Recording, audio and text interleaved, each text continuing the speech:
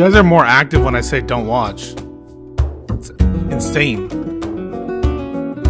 You guys hear me though?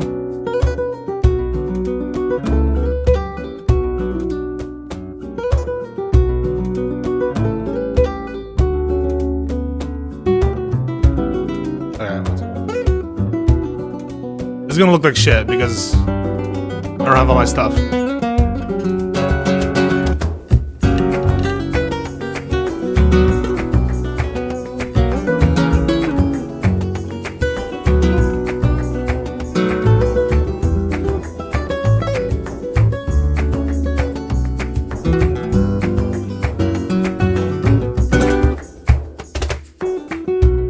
We can do calls. Go on.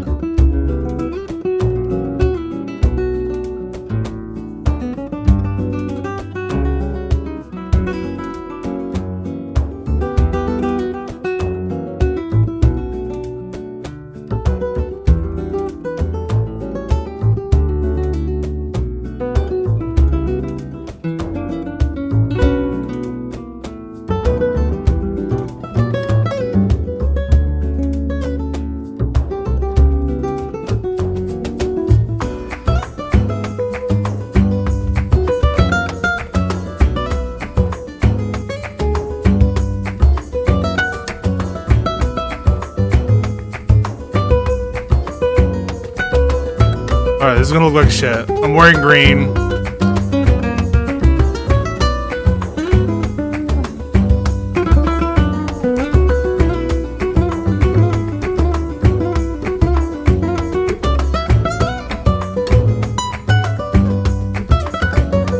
don't have a background. Alright, so I'm not at my setup, but I did get a green screen. And I eventually want to like start using it and just experiment with it a little bit. But I don't have like my lighting or anything. So it's not going to look perfect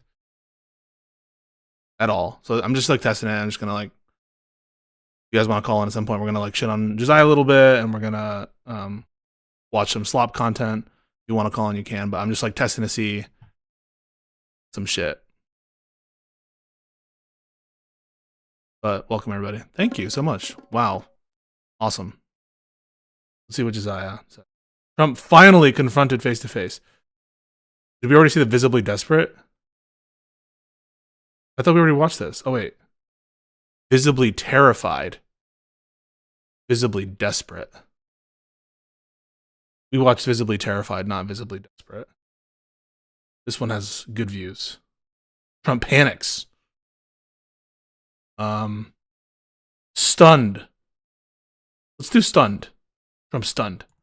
All right, folks, we begin the day with some major breaking news, and for a change, it's pretty damn encouraging. There were two big elections in Texas yesterday, and Democrats won both of them. Woo! I'll get, like, banned if I watch Jubilee, I think. Now, one of them has bigger national implications in the short term, and we were expected to win that one. The other election was a massive upset. This was a district that Donald Trump won by 17 points, and the Democratic candidate swept it. This is massive, and Republicans are panicking because they're worried about what news for the November midterms. But before we unpack all that, let's unpack it. If you end up liking this video and you want to support the channel, please be sure to hit the like, subscribe, and alert bells before you go. All right, folks, first I want to start out with the election, which again in the short term is a bigger deal in terms of its national implications. But it was also the election that we were favored to win. So Democratic Christian Menifee wins special U.S. House runoff and election, shrinking GOP majority even further. So this was... Wow, the Texas State Senate. Amazing. An election for the federal House of Representatives. A former Harris County attorney, Democratic Christian Menifee won a special election runoff in Texas's 18th congressional district, ending a long vacancy and narrowing Speaker Mike Johnson's razor-thin majority in the U.S. House. So now, as of right now, Mike Johnson can only afford to lose one vote in the House of Representatives. He is playing with the thinnest of razor-thin margins. If he loses one defection, like say Thomas Massey, for example, or another Republican, he can't pass legislation. That's how close the U.S. House of Representatives is as a consequence of this election. But in some ways, the other election is a bigger deal, and it's the thing that has the Republicans freaking out. So let's look at some stuff on Twitter, and then I'll show you some of the more substantive articles. Shockwaves emanating from Metroplex. Even Lieutenant Governor Patrick argued this was the first signal that national Democrats could make a significant investment in Texas.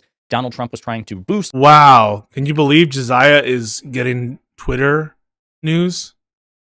This is why you don't get Twitter from the news. This is why.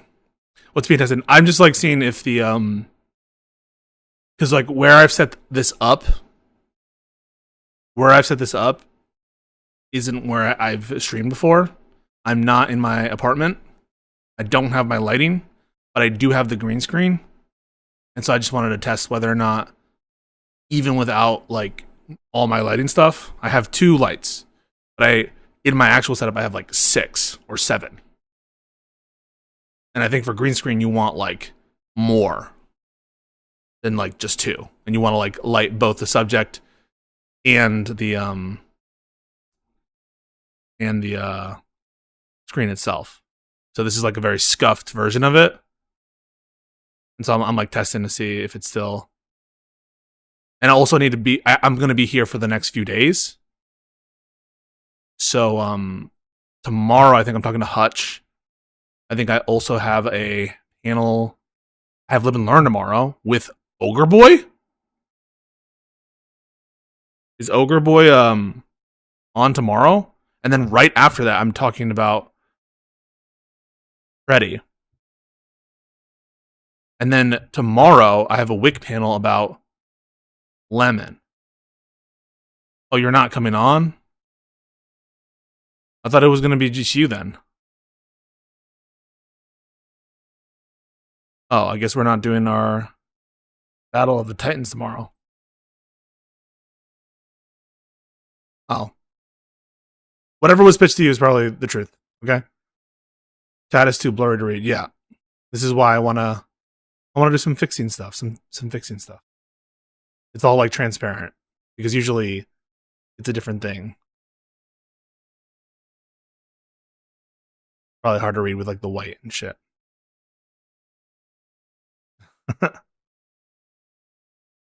Ogre Boy ran. What about Lime? Yeah, so housekeeping real quick so you guys are aware. Tomorrow morning I'll probably be streaming my conversation with Hutch about a great many things. And then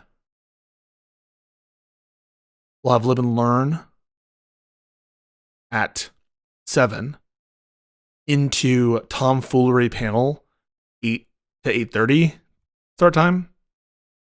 Depending on when, I might have to leave Lib and Learn early. I don't think I will. And that'll be on Preddy. And then the next day, I'll probably stream at some point. And then we'll talk with Wick, our relevant Lactoid and millennial lawyer guy, Zoomer lawyer, about Don Lemon. I think that's right. So that's the game plan. Will we talk with PF Jung again soon? Sure, if he wants to. I'm always down to chat with EF Jung.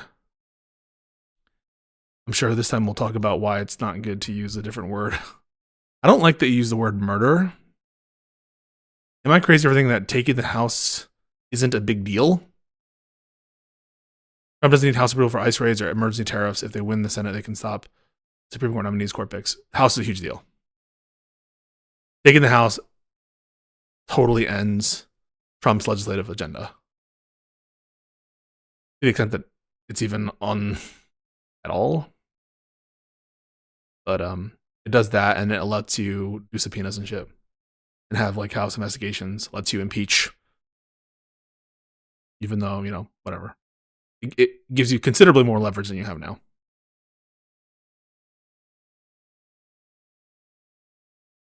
Senate would be super sick. Then you could like stop all that. All the nominations and stuff. Like, folks, if you were to get the Senate, this should like get your dongers all ready. They'll probably cuck it anyway for reasons. But imagine we got the Senate in the fall. Low chance. But just imagine. And then Trump won't get any Supreme Court picks again. What will probably happen, though, is if Democrats win the Senate, what's going to happen? You guys say it. What up, Beatrice? What will they do if Dems win the Senate?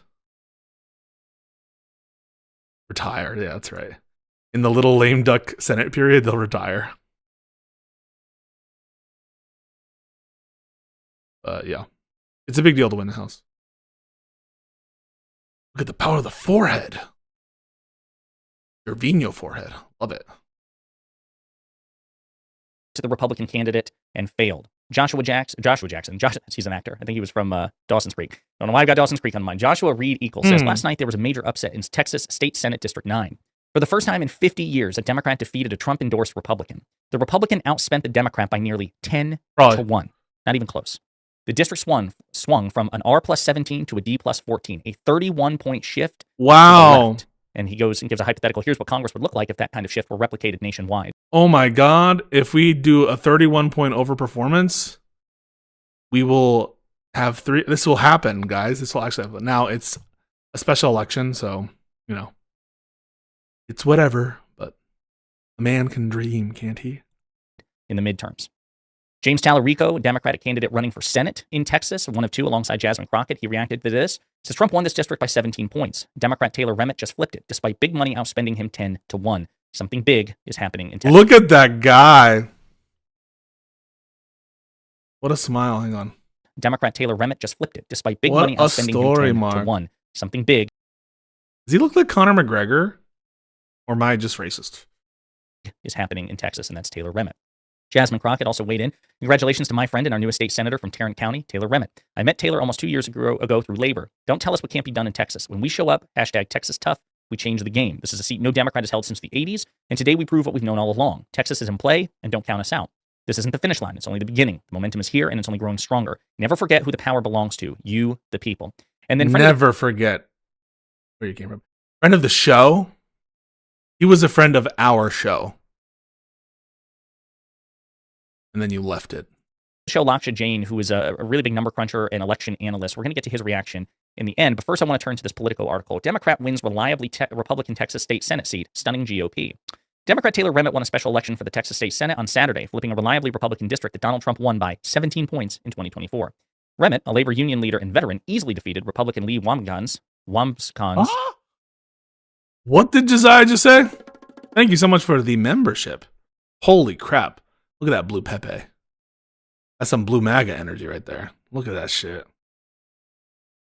What did he just say? Was that a word? For the Texas State Senate on Saturday, flipping a reliably Republican district that Donald Trump won by 17 points in 2024. Remmett, a labor union leader and veteran, easily defeated Republican Lee Wambsgans. This is from, I butchered this name. This name is from, if you ever watched Succession. Wambsgans? One of the characters in Succession had the same last name. Not that hard. A conservative activist in the Fort Worth area. With almost all the votes counted, Remmett had a comfortable lead of more than 14 percentage points. But this win is going to everyday working people, he told supporters.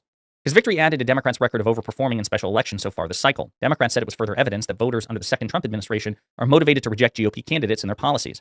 Democratic National Committee Chairman Ken Martin called it, oh my God, Ken Martin, a warning sign to Republicans across the country. The seat was open because the 4-term GOP incumbent, Kelly Hancock, resigned to take a statewide office. Hancock easily won election each time he ran for the office, and Republicans have held the seat for decades. The district is redder than its home, Tarrant County. Trump won the county by 5 points in 2024, but President Biden carried it in 2020 by about 1,800 votes out of more than 834,000 cast, so again, wafer thin. Trump posted about the race on his social media platform earlier Saturday, urging voters to get out to support the Republican nominee. He called her a successful entrepreneur and, quote, an incredible supporter of his Make America Great Again movement. But it was not enough. Remmett had the support of national organizations, including the DNC and Vote Vets, a veterans group that said it spent $500,000 on ads, but again, he was outspent 10 to 1. So it was a drop in the bucket compared to the amount of money that the Republicans threw at this race. Remmett, who served in the Air Force and works as a machinist. All right, good job, Josiah. This is a great video. We're going to give it a like. We're going to give it a nice little like. And we're pretty happy with this. We're good. This is a good video. The test is complete. I don't even know what you want to do. We could like watch more cringe. I might watch more cringe just to chill for like, you know, for a little bit. The internet works. It looks like it's stable. If you guys want to chat at me about anything, you have big energy, big thoughts, big feelings. Hassan's unbanned. What else is topical? Hassan is unbanned. Hutch conversation probably tomorrow. Grammy watch party. show us the cringe. I might just chill and do some cringe. There's the video from Shoe on Head. Fuck if I know why it gets a million views, but as. You gonna watch Super Bowl? Can we watch the Word War debate announcement? We never ended up watching that.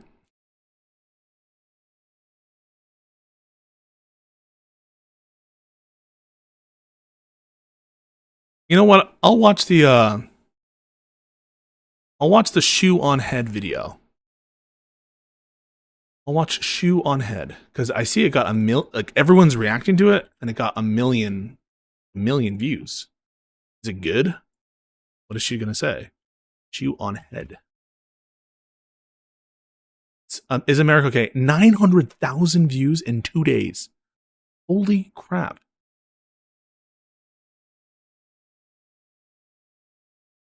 In a sec. What the hell? Doesn't exist anymore. Why isn't that working? Oh, why? Inboxy, you see? What happens when I do? What happens when I do this? I do this. Okay. Shit. Oh my god. Here we go.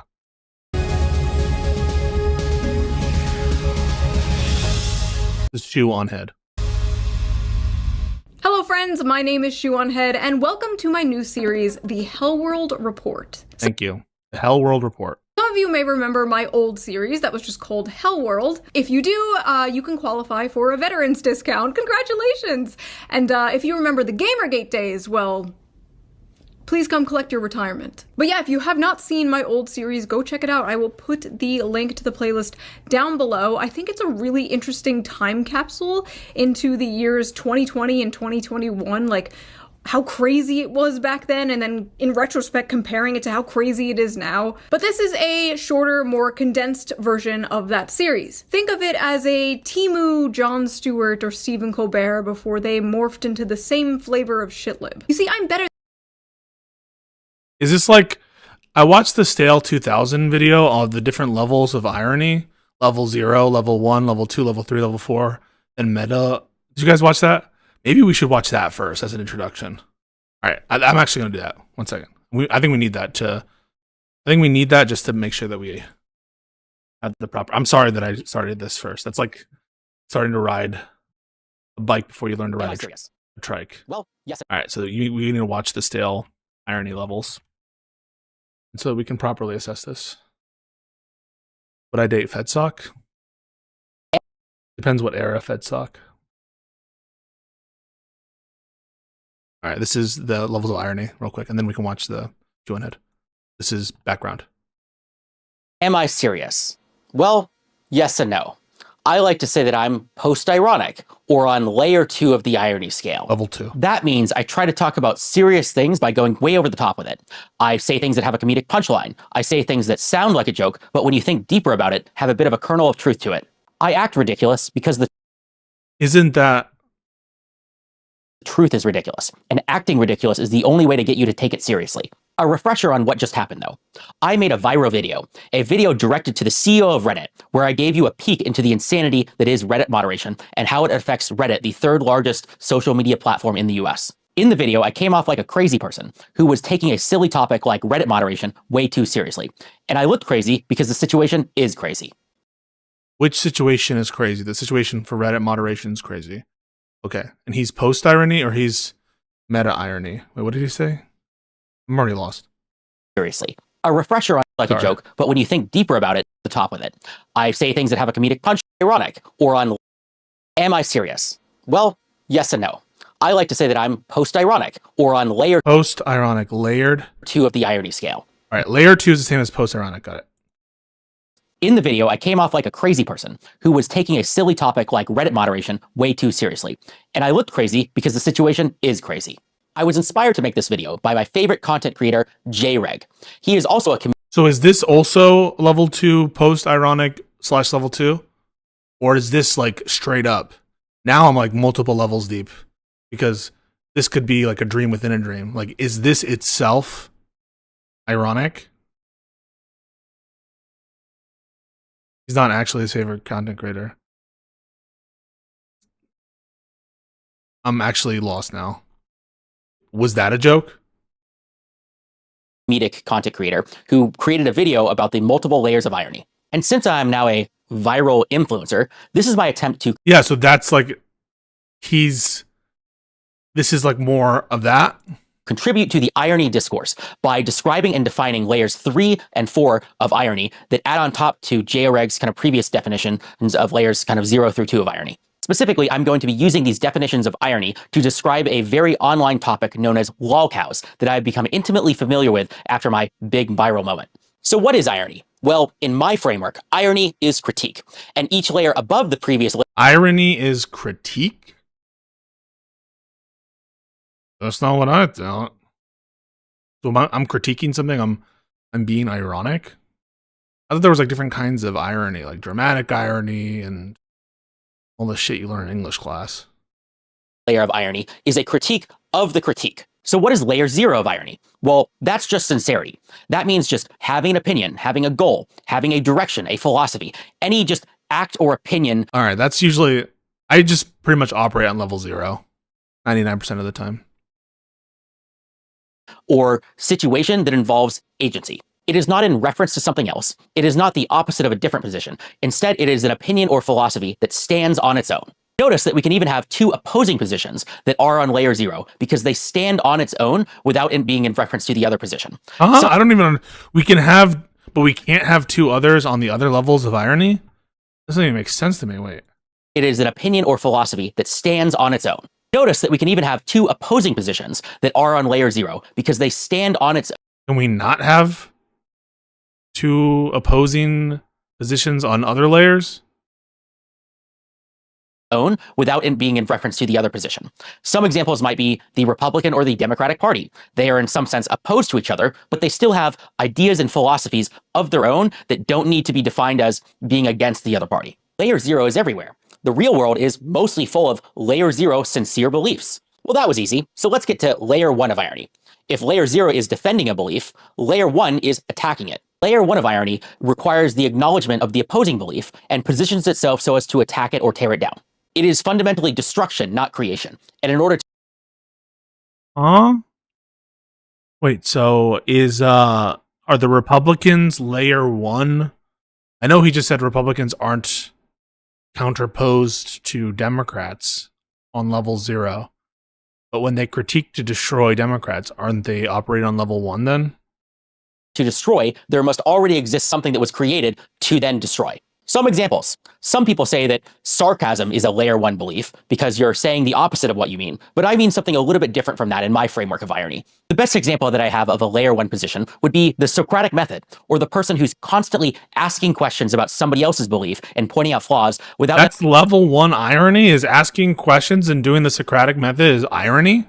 necessarily even having a position of their own. Elitism, credentialism, or gatekeeping is a layer 1 belief because it fundamentally says that there are people out there who are not qualified, are not competent enough to have a position, do an action, have a goal, etc., etc. And that's why we need these credentials or gatekeeping to make sure that the wrong people are not engaging in certain actions. Layer 1 is exclusionary. And to get to my most important example, I would argue that the internet itself, especially social media in the digital age, is fundamentally full of layer 1 beliefs and critiques, which stands in stark contrast to kind of the beliefs that are in kind of the real world.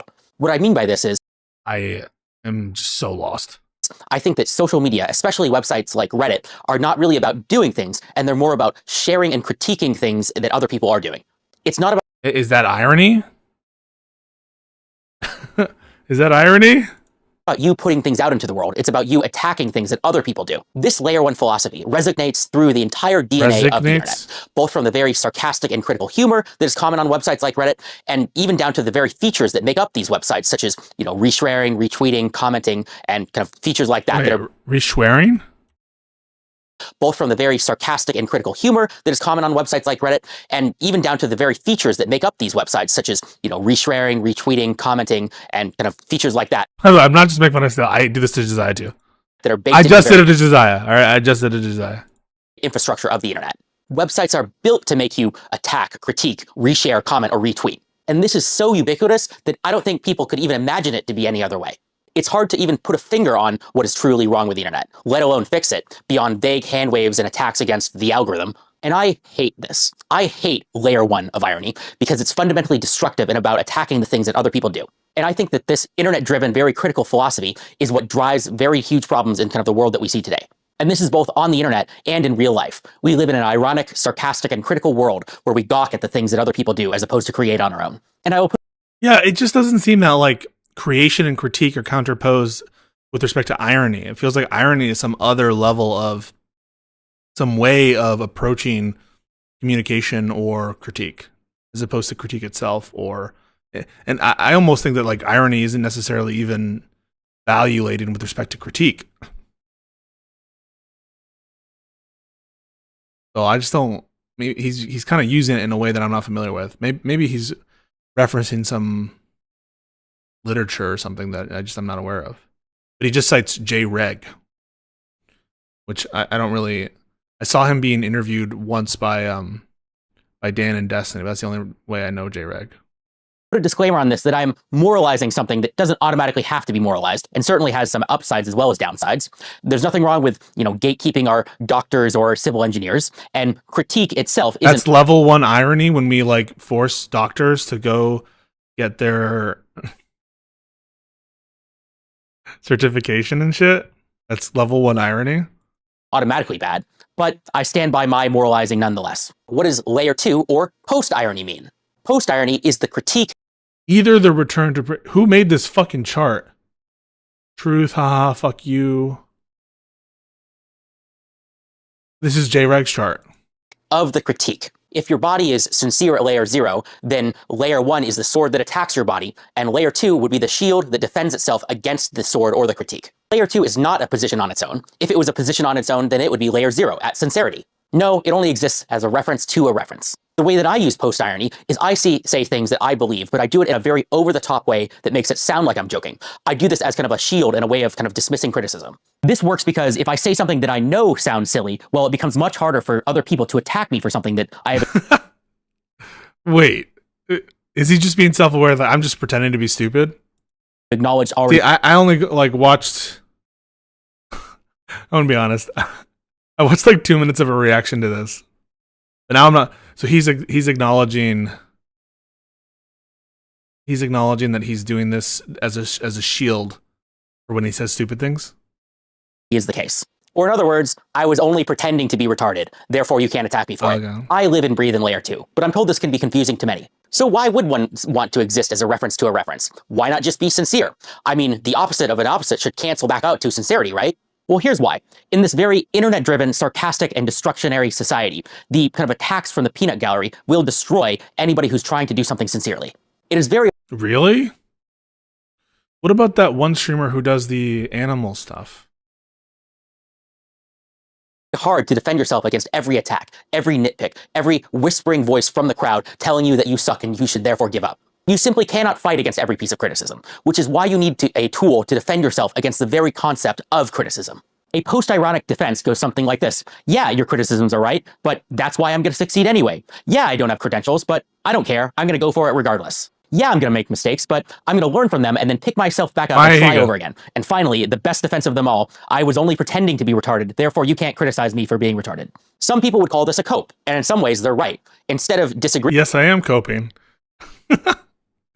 Agreeing with the criticism, you're saying, yeah, the criticism is right, but it doesn't matter. And in this highly online, critical world, I think this philosophy of accepting criticism but not caring, of being willing to fail but try again, is the exact sort of thing that we need to get people back to believing things again. Some more examples of layer 2 post-irony defenses are being anti-elitism, anti-gatekeeping, or move fast and break things. That's actually a very Silicon Valley but layer 2 coded defense. Move fast and break things sounds a bit counterintuitive at first. Why would you want to break things? Well, it's not really that... What if you sincerely want to break things?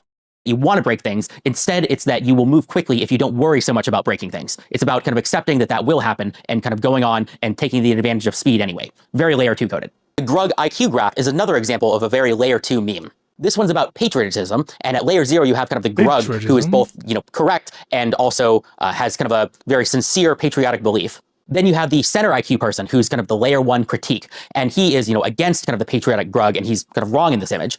And then at layer 2, you have kind of the very high IQ person who is also patriotic, but presumably for different reasons than kind of like the low IQ kind of Grug, which is... So I'm high IQ. I'm not level 0, but I have the same opinion as level 0, but I'm smarter. Why this is an example of kind of like layer 2 patriotic propaganda is what we'll call it.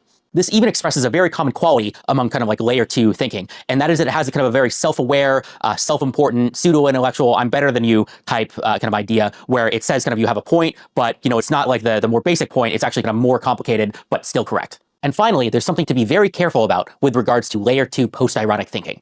And that is, if your body is layer 0, and poison is the layer 1 thing that is attacking your body, and antivenom is the thing that fights the poison, the astute listener will notice that if you drink a bunch of poison and then drink a bunch of antivenom right after that, you are not back to being healthy. It's not just that the antivenom counteracts all of the poison or criticism that's targeted. I know this is like a pedantic point. Isn't antivenom for venom? I feel like poison and venom are different. Against you. It's also that the antivenom has side effects of its own. And if you take too much of the antivenom, I get it's a metaphor, right? I'm only a level 0. Lead to very significant kind of problems with your way of thinking and going about life, which leads us into a... Is this part of the joke? I can't tell. Is this ironic? Side tangent, which I am calling the meta-ironic black hole. Meta-irony is not the sarcastic opposite that is of kind of layer 1 irony, nor is it the sincere over-the-topness of layer 2 post-irony. Instead, meta-irony is something of its own. Instead, meta-irony is saying something that is masked in so many layers of irony that neither the listener nor... All right, I hope that was helpful. Better than those late night jimmies, because I don't get my news from mainstream sources like some kind of hack. No. I get them from far more reputable places like Instagram Reels and Femboy Groiper69 on Twitter. From furry ballrooms and the Epstein files to OnlyFans green cards and kidnapping foreign leaders, from government-funded purple-haired girlfriends to a potential civil war, we have a very packed show for you today. It has been a crazy year, and it is only January. As I am filming this, we are currently having a huge winter storm. This morning, snow, ice, and frigid temperatures sweeping across the nation. I love that she's doing the weather. 20 states under a state of emergency. Ah yes, perfect weather to make some poor immigrant deliver me chicken tendies. It's so cold that Michigan and Minnesota received reports about exploding trees. Leftists said no more ice, and God said... That's wild. Does that happen? Leftists said no more ice, and God said... They just explode? Anyway, in news that should have stayed in 2016, apparently there is a new term women have coined called man-keeping. Man-keeping is why women are done with dating. Researchers at Stanford have finally given a name to something many women have been dealing with for years. It's called man-keeping, and it's helping explain why so many women are stepping away from dating altogether. Man-keeping describes the emotional labor women end up doing in heterosexual relationships. It goes beyond remembering birthdays or coordinating social plans. It means being your partner's one-man support system, managing his stress, interpreting his moods, holding his hand through feelings he won't share with anyone else. All of it unpaid, unacknowledged, and often unreciprocated. I hate this therapy speak people talk with nowadays. Emotional labor? You mean being there for your partner? This is why so many people are just gonna start dating ChatGPT. People thought men were gonna be the ones dating AI. I just want to say, like, I don't know why people, like, I can understand having a view against euphemisms that kind of like hide meaning or are shifty, but I feel like some of these... Should I call Shoe on Head a reactionary? Some of these peanut gallery people, this is the terminology of Stale 2000, they like are immune to new words, or they just want words to never change or something. Don't invent words. Don't invent words to match phenomena. Like, maybe this word is stupid or whatever, but I just feel like there's like a reflexive rejection of any new word or like concept. It's like we're fine. Our words are fine how they are. We don't need any new words. I'm like, come on, there's some good new words. There's some bangers like panicking. No. They're gonna be the ones with these sex robots. Women are the ones who want the daily affirmation machines. Yes, honey, I love when you talk about all the drama at work. Tell me more about that bitch, Veronica. Man-spreading, mansplaining, man-interrupting, man... A lot of those terms are super useful. Like, we now have a term for when men do the thing of spreading their legs.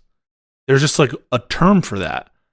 And it incorporates a lot of features of many people's lived experience. It's like a useful word. Even if you think that it's like a stupid thing to complain about, it is a useful word to have. You know? Tell me if you agree. I said panicking. It's a Trump word. Keeping manscaping. Speaking of manscaping, before we dive into the news, let's quickly give a shout out to today's way. sponsor, a sponsor that can help you with your manscaping, Henson Shaving.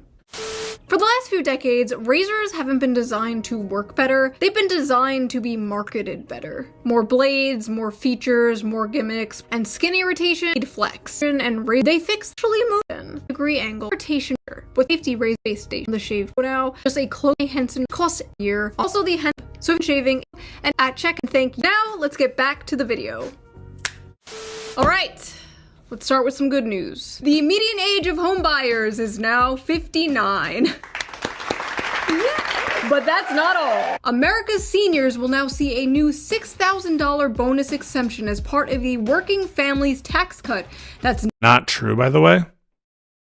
Why is it not true? Hang on. Let's a little fact check. Blades free with your purchase. Your cart. Shaving.com. Living for didn't.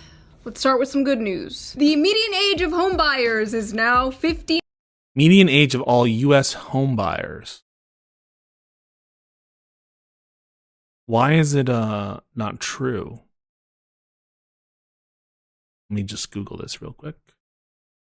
Median age. Oh, is this like U.S. is like first time home buyers maybe? Is this equivocating or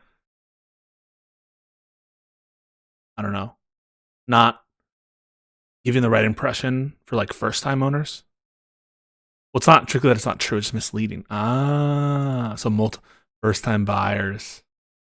Oh shit, my chat is a wicked smart this smarter than I am. 9.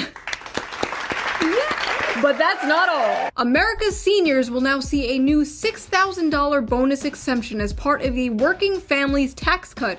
That's $93 billion in tax cuts for seniors all over the country. And by working families tax cut, they mean you, the working family, giving another $1 billion wealth transfer to the most oppressed class. Boomers. Why are we giving these geriatric f***s another?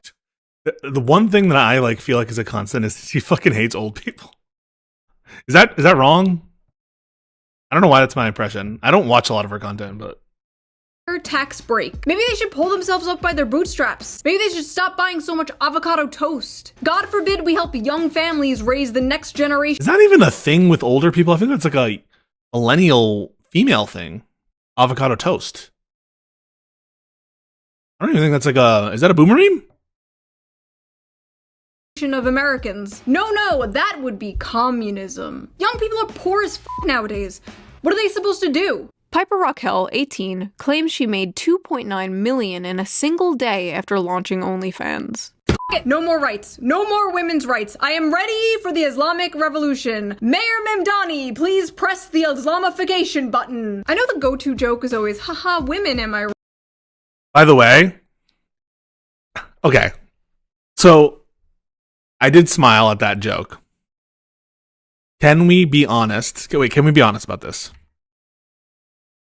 Imagine Stale 2000 saying this joke, right?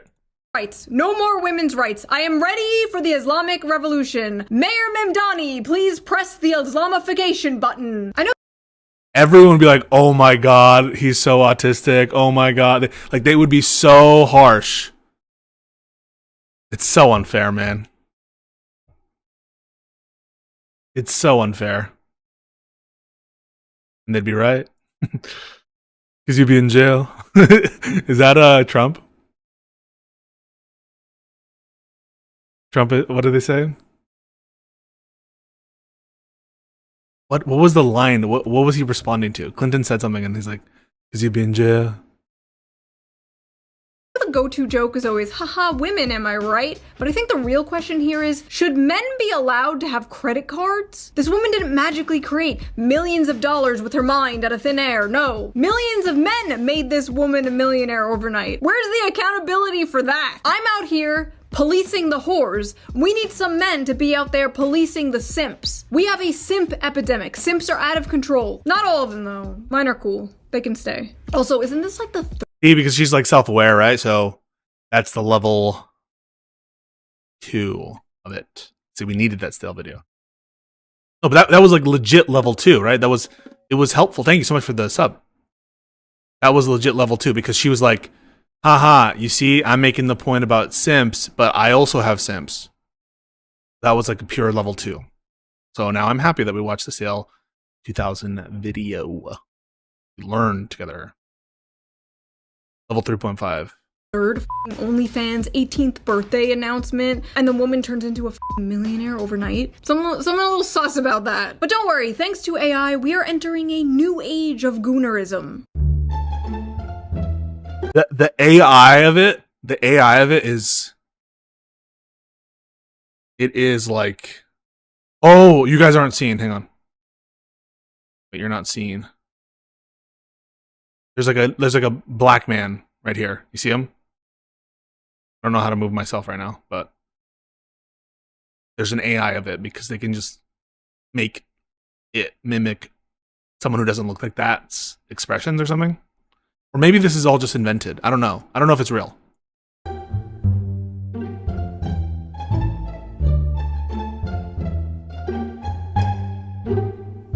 Honestly, what's the big deal? Men are already talking to the guys in India who run the accounts of OnlyFans models. Is this really any different? The internet is slowly but surely just becoming Indian men scamming other Indian men. But don't worry, not every internet Is that racist? slowly but surely just becoming Indian men scamming other Indian men. But don't worry, not every internet waifu is a man using AI. In fact, if you live in the UK, you may get a state-funded, far-right, purple-haired waifu. Introducing Pathways, a point-and-click video game created by the UK government to help prevent online radicalization. Pathways is an educational visual novel and learning experience created by the UK media company Shoutout UK, with funding from UK government's Prevent program run by the Home Office. The game is meant to teach the youth about dangers of radicalization and extremism in both real life and online. This is done by putting the players in a role of a character named Charlie, who must navigate 6 different scenarios relating to extremism. Fun. In the second scenario, the player is introduced to the character Amelia, a staunch anti-immigration protester depicted as a goth girl with purple hair, a pink dress, and a choker. And the internet There's I think that people underplay the amount of alt conservatives. Not alt-right. People who are like alt and then also conservative. instantly fell in love with her.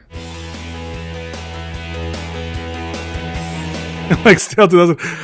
I'm still struck by Stale's political confession. Nobody watched. It's my most disappointing video because I don't really give a shit about views a lot of times, and like I don't stress too much about that. But the one video I wanted to do decent was that interview with Stale, and no one fucking watched it. And there are so many bombshells about the contract, and then he comes out as a Trump voter, a previous Trump voter, and as a conservative who biggest political inspiration is Mark Andreessen and these like tech fascist people out of California. But because everyone was off of the Stale drama because of ICE and other stuff, that lasted like 5 days, and no one watched my video.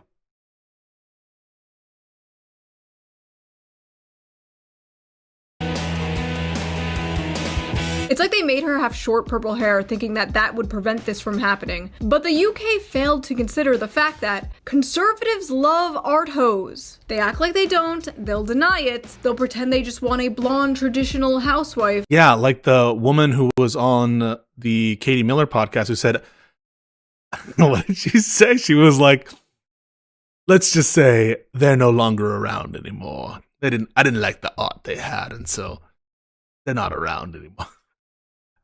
Oh, I mean, like, obviously they're still alive. That was a wild episode of the Katie Miller podcast. But deep down, every conservative wants a woman who looks like this, who says the N-word. Government-funded video games. Incredible. At least our government doesn't do weird shit like that. No, our government is very normal. Yeah, this shit, no one is talking about this in conservative circles. These Great Gatsby, like, hedonism, Squid Game, rich people doing these, this shit, the furries at these, like, Mar-a-Lago White House functions, it has gotten zero attention. Now, I'm not surprised by that because they're all fucking hypocritical assholes. I saw DC Drano, this loser fuck Twitter account. He was trying to be like, oh my God, Robert De Niro was close friends with Epstein. And the proof was someone emailed Epstein saying, hey, like, I'm going to meet De Niro today. And that was the proof that De Niro was close with Epstein. Now, I'm not saying he's not close with Epstein. I just haven't seen proof of it.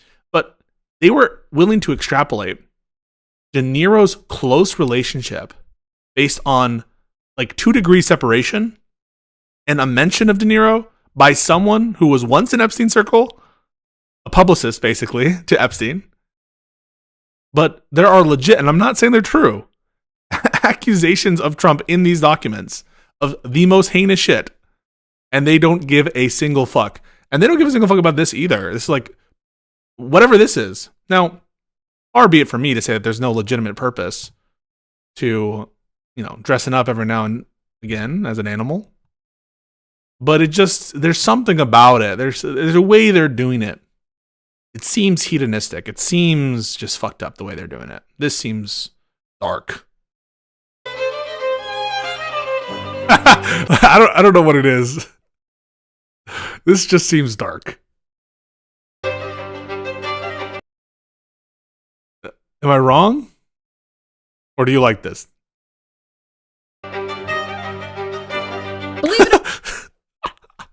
I like, no one said a word. No one said a word. Or not, Mar-a-Lago furry party was on my 2026 bingo card. I miss when this weird shit was just done underground. I miss when these parties were secret. Speaking of, the Epstein files. What the hell? Wow. Incredible. That joke has been used so. I mean, this is just, that was lame. The first time they released a file like that, within 10 seconds, someone made that joke. I think that's lazy. So far, it's been okay, but that was lazy. Things they are showing us are eerie enough. I couldn't imagine the things that they're redacting. It is absolutely disgusting that these powerful people are still being protected. We as a country should be extremely concerned about an international child trafficking ring. This is not just something we all move from and we kidnapped the president of Venezuela. Breaking just now, Maduro, the president says, has been captured. Maduro has been captured and flown out of the country. In total, more than 150 aircraft. What is up with his jaw? And hair. I say that, but I haven't combed my hair. Bombers, fighters, intelligence, reconnaissance, surveillance, rotary wing were in the air last night. First pictures of Nicolas Maduro on the Iwo Jima that he was being transferred on. Trump voters voted to fix the economy and to afford homes again. They didn't vote to kidnap communists in the middle of the night. Actually, they probably did vote for that. Never mind. The oil companies are going to go in. They're going to spend money. We're going to take back the oil that, frankly, we should have taken back a long time ago. Actually, this isn't the real rationale because the oil sucks. Holy shit. This is the most transparent administration in history. They weren't lying. I don't know if it's the Stockholm Syndrome or what, but it's almost refreshing to hear a leader say, yeah, this is about oil. Like, thank you, sir. Thank you for just saying it's about oil. Thank you for not pretending it's about saving democracy and just doing imperialism the old-fashioned way. We have such terrible Middle Eastern war fatigue that it was shocking to not hear about how Venezuela is just jealous of our freedoms or some shit. Like, I love the way conservatives say Venezuela. No, it's just for ExxonMobil. Have you ever heard of Venezuela by chance? Do you guys remember the Dasha interview with that woman from InfoWars? I'll never forget the line. Like, you know about Venezuela? Heard of it? That's Dasha. That's a top 10 moment. What happened to her, man? Okay, carry on. The US used a powerful mystery weapon that brought Venezuelan soldiers to their knees, bleeding through their nose and vomiting blood during the daring raid to capture dictator Nicolas Maduro. Yeah, if you're wondering why we don't have healthcare, this is why. We have invisible laser beams that can make people bleed out their eyes. Apparently, directed energy weapons are real. The Goy beam is real. Deep state pedophiles are real. Havana syndrome is real. Hell, it's almost like being a conspiracy theorist is just another word for being correct too early. What's next? COVID was fake? There have been significant developments in the last 5 to 7 years on social, environment, and technology. I don't even understand the COVID was fake theory. That it was just like some social experiment that we all like lied about it? Or do they mean like it was created by humans? Is that what they mean by fake?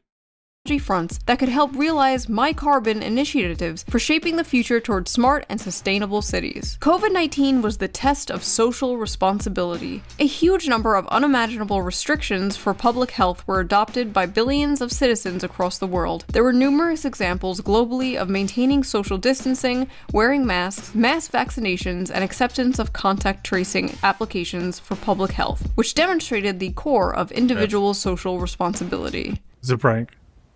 Oh, sorry, I just owe many people many apologies. Anyway, Venezuela has— For what? For what? For what?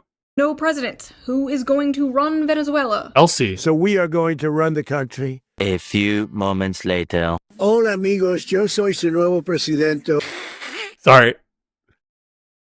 I shouldn't laugh. It's awful.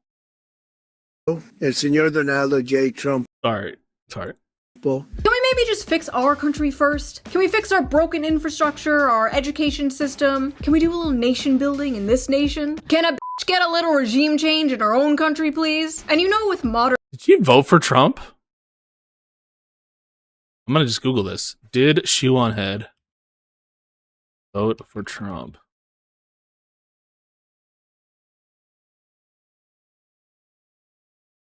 Or did she even like say anything? I'm sure she would have thrown it in. What I can't stand are the people who voted for Trump who talk like this without like acknowledging, oh yeah, I made a mistake. That's what I can't stand. So like I can understand people who, and I can even be magnanimous to ignore their intransigence. If they're like, okay, we made some mistakes. But if they start like fucking complaining about shit that's Trump's fault without that acknowledgement, I'm like, you piece of shit. American nation building comes refugees. So who is gonna take in these Venezuelan refugees? Are we?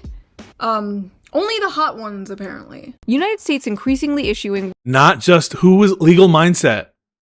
Legal Mindset was being incredibly horny on Maine. Where was it?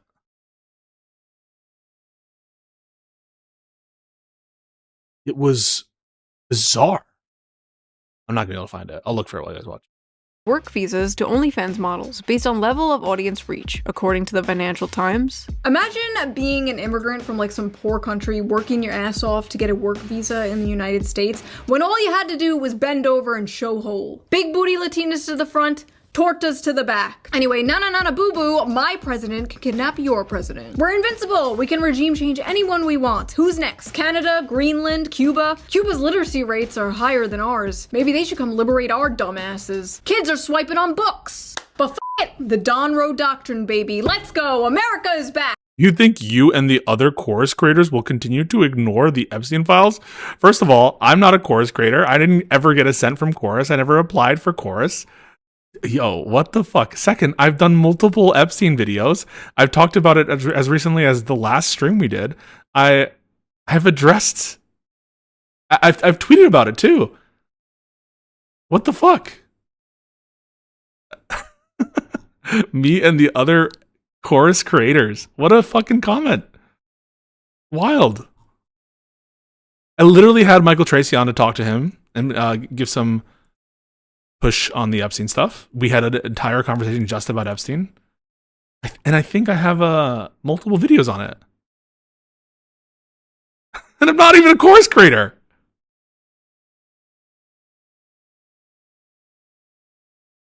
Dick Cheney is looking up at us smiling. You just wait for Cuba. Cuba is a communist dictatorship. Their days are numbered. Also, I'm just going to be honest with you guys. Okay, my bad. What the fuck? You're just accusing me of fucking sweeping for Epstein?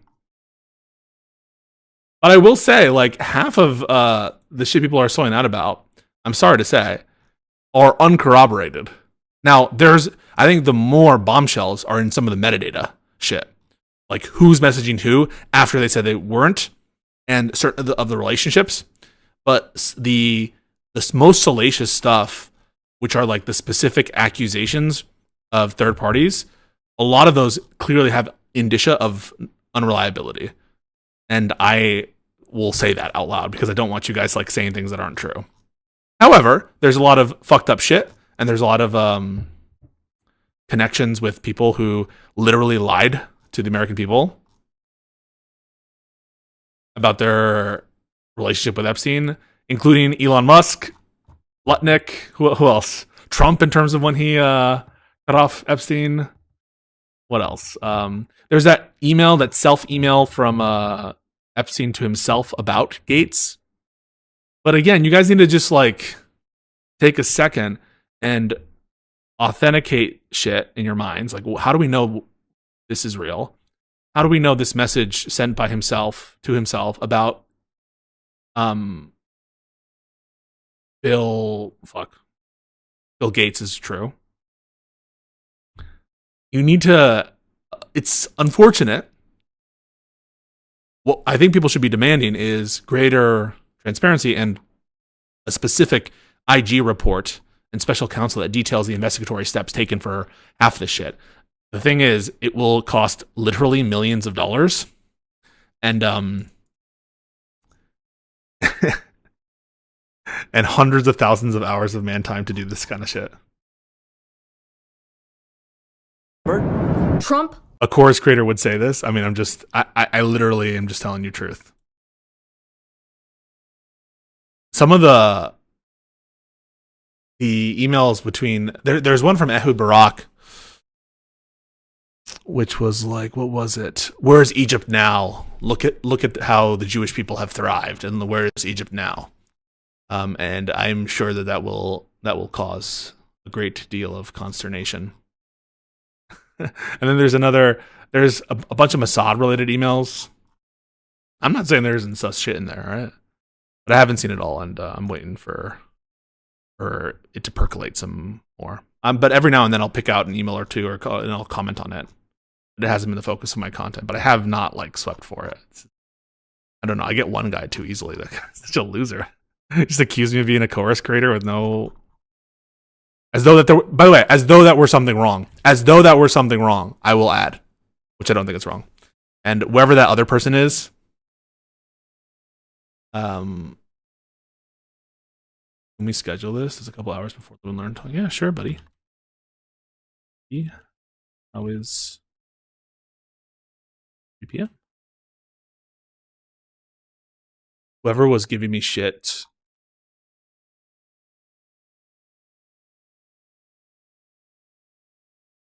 about Chorus, you guys can come on Discord whenever.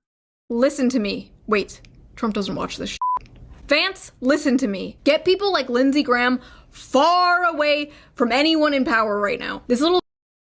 Here's what I fucking despise about these kinds of populist people. Like, fuck Lindsey Graham for sure.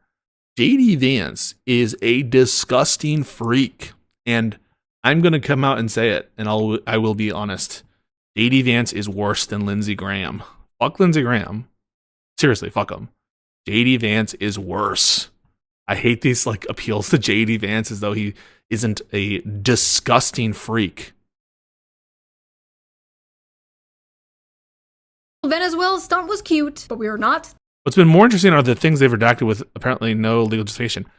Here's the issue: is often with the law, as we've acknowledged. Like the law puts initially into the hands of the Justice Department the ability to make these redactions, and it's almost baiting them to make certain redactions based on like attorney-client or executive privilege bullshit, and some of them are quite vague and contradictory. The law itself is both broad in scope and vague sometimes and ambiguous in terms of its redactions. And I can explain a little bit more about that. It doesn't have a cause of action in it either, which I think is a little bit intentional. I think they know that they'll be able to complain about the state of redactions no matter what. That said, yes, a lot of the redactions seem weird. I'll just add that. One of the reasons why I always doubted that it was even possible for the DOJ to comply in the whatever month window was because of the nature of how duplicate emails and different iterations of the same like chain. I know how annoying it is to make your redactions consistent across versions of the same thing. And so, lo and behold, it's taking so much manpower right now to get this production out. And we're finding inconsistent redactions and redactions that we think are dubiously reasoned, et cetera, et cetera. And that's not surprising. It's a humongous job. The law, I can understand from Trump's perspective why he did not want to sign this law. If you do too much of the redactions, it makes you look even more guilty. If you release the shit, a lot of the shit is incredibly suspicious, if not inculpatory, right? And it's just fraught with different like, oh, you took it down, now you put it back up, and now everyone's going to read into that. So Trump was right in the sense that this is just going to create more headaches for him, and it is. And I think Ro Khanna and Thomas Massie have been like, if they were trying to maximally annoy Trump and the DOJ, they're doing a decent job of it. Touching any other country. We're not touching the Middle East, especially. No more Middle East. We all have Middle East fatigue. We are done. This whole thing really put into perspective. Didn't they start redacting last summer? So they knew about the law existing in the summer, but remember, there was this, I think the first Sunday of June or July, there was this unsigned letter from a joint letter from Main Justice and FBI saying no more document releases will be forthcoming. Investigation is over. This is done. That was this summer. Okay. So their position was at some point in the summer, or at least maybe as it was becoming summer, their position was nothing to see here. And obviously that was met with all sorts of anger and, talk, and ridicule at the dumbasses who held up the Epstein files binders, et cetera, volume 1. Because it was ridiculous. Given the posture of the administration, what they promised, it was total bungling from a PR perspective and contradicting their previous positions. So I think they were trying to hide it. I think they literally were not trying to release anything else. But the fact that it was released on a Sunday And the fact that this was like something that cut to the heart of the MAGA narrative, I think made the very online people who run the administration, who think that Twitter is the real world, more sensitive to the kind of chatter. So, yeah. But I don't know when they started doing redactions. They knew about the law earlier, but they didn't know it was going to be passed. That was not a foregone conclusion. Remember, still until the end of when it was passed, Trump was lobbying the House of Representatives people to fight against the discharge petition. They hailed Obert into the Situation Room to pressure her. Fucking insane, right? You have the AG, the deputy FBI director, I think, was there, or maybe it was just Kash Patel. I don't know. Major people or deputies from both Main Justice and the FBI dragged a congressperson into the Situation Room to try to like impress her or something, to whip votes for the discharge petition to kill it.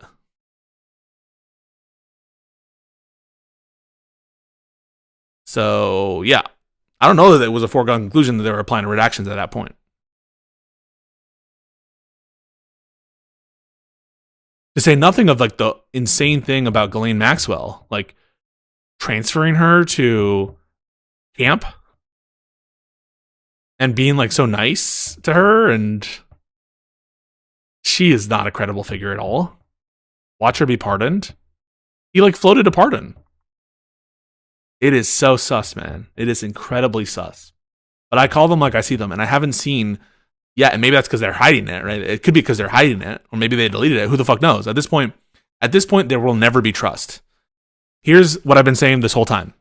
Given how the administration has handled it, and given the conspiratorial mythological centrality of the Epstein story to at least the MAGA situation, and given Democrats' opposition to Trump, I think it's safe to say that if there's no like smoking gun for particular actors that everyone is waiting for, everyone will disbelieve it, right? They'll say, there was more there, you hid it. You gave us a little bit to whet our appetites, but you hid all the juicy stuff. And that's what you're hiding from us, or you destroyed it. But at this point, I think it's just an assumption of each side, or many of the sides, that particular people are guilty of infractions. For some, it's the Israel national intelligence angle. For other, it's like the Trump orbit angle. That would be more on like the shitlib side of things. For others still, it's the Democrat Pizzagate style angle. So everyone has their own angle, and it feels like there's been enough fuckery in the initial decisions in terms of charging investigations back in the day, in the 2000s, to his suicide. Sorry, let me just not trigger people. To him dying in 2019, and then all of this weird stuff that happens Trump 2.0. And so I think that there's enough there that the people who are really bought in, even if there's no like smoking gun for their particular iteration of it, and I think you have to be fair for a lot of these narratives. I haven't seen it. Like I haven't seen smoking gun proof that this guy was operating as an agent for Israel. And anyone who claims that they have seen that proof, I think you need to suspect a little bit. I think that there's plenty there to investigate further, but you haven't shown it yet. You haven't shown that Trump sexually abused minors either. You haven't. Or that Bill Clinton did. I would not convict on that evidence. And you might get triggered that I say that, but that's just what I've seen. Is it a basis of further investigation and trying to find? Yes, absolutely. Were they trying to cover what they're releasing now up? 100%. Does it affect like more vast people than we thought? Not exactly. I think people assumed that it was wider. But the confirmation of how many connections he had, I think, is unsettling for a lot of people. And it's like thrilling for them in a sense. I said this before the other day. I do think that conspiracy, Trump paid off Pisco. Come on, guys. Don't you think I'd be running for, like, I'd be shouting from the, and I'm the one who even says Epstein's best friend, Epstein's best friend, Epstein's best friend. Like, you have to, it goes to the character of him that in 2012, he's like scheduling this shit and then lied about it, right? He lies about it recently. So I have nothing to do with him. I didn't know him, all that stuff. It says something about him that he's not upfront with it and that he's always been weird about it. So I think it speaks to his character no matter what, right? No matter what. They say nothing of his comment, I think, to the New Yorker or some other, maybe it was to the New York Mag or something, was like, Jeffrey sure likes him young. It was something like that. And that was the quote. So there's some like, there's definitely enough for people to be upset with how shit's going down. But yeah, wait, I was going to say that. The conspiracy theory stuff, they're not upset that they're seeing what they take to be smoking gun proof of criminality that extends farther than the actors we already know about, right? That isn't upsetting to them. It's comforting. Weird, right? But have you ever asked a Trump supporter, genuinely, in a moment of like genuine heart to heart, man to man, let's say, woman to woman, non-binary to non-binary, do you hope that there's no evidence that Biden abused a family member? Do you hope that it's the case that the Democrats aren't corrupt? And I think if they're honest with themselves, they want it to be the case. I don't necessarily think that it's because they're bad people, but I think that there's kind of two aspects to it.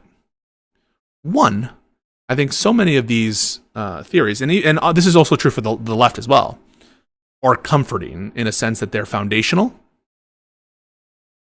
but they're comforting in another sense too, which is it makes you feel that like there's a grand plan and a strategy. I said this before the other day. It's not just capricious. It's not just random. It's not this like, well, no one is in charge. No one. It isn't just a case of people are just sometimes horrific people. That there's a broader and the notion of control, of there being actors in control, and that's why the bad things happen, as opposed to banality, as opposed to capriciousness, as opposed to acts of violence in virtue of people's innate tendencies, as opposed to like a broader purpose behind it. The senselessness, that possibility is almost more scary than a coordinated group of satanic globalist pedophiles. That's just the impression I get. You could say that's COPA. I get the impression that a lot of these, for many of different sides, I don't even want to say both sides because there's like many angles to come across this, that they're comforting. You tell me, you guys, if you agree with that. You tell me if you disagree with that. And that's not to say that I don't think that there were conspiracies. I just think I haven't seen smoking gun proof for some of the more deeply rooted claims on Trump, in fairness, on the national security angle, both CIA and Mossad, etc. And until I do, I'm not going to say I know it's the case. I will say things like Trump is Epstein's best friend. I'll say they're covering it up.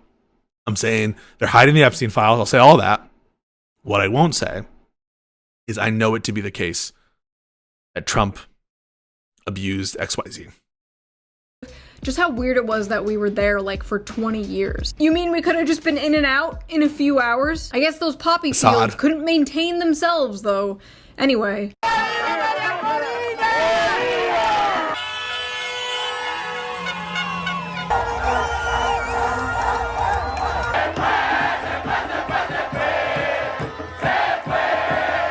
Yeah, sorry, excuse me. But did you forget to check in with Lilith, the barista from Bushwick, and see how she feels about this? What's wrong with baristas from Bushwick? You seem the opposite of curious about it. What the fuck? Is this person just a troll? Should I ban this person for being a troll? What is wrong with you? Opposite of curious about it? I'm reading through all the shit. I'm giving updates. I made videos about it. What are you talking about? How many Epstein tweets have I had? I'm just going to do from Pisco Epstein. I'm just reading off. I just recently, 3 hours ago, tweeted at DC Drano, correcting the record on what he was saying about the Epstein files related to his allegation on De Niro. I looked into that email thread to see if it was true or not. I called Trump Epstein's best friend. I say Trump is seriously fucked on Epstein. I'm giving conclusions about the document productions on Epstein. I'm saying they're taking pictures down from the Epstein file dump. It's insanely suspicious. It means that they're trying to hide something. I'm giving analysis on the Epstein law.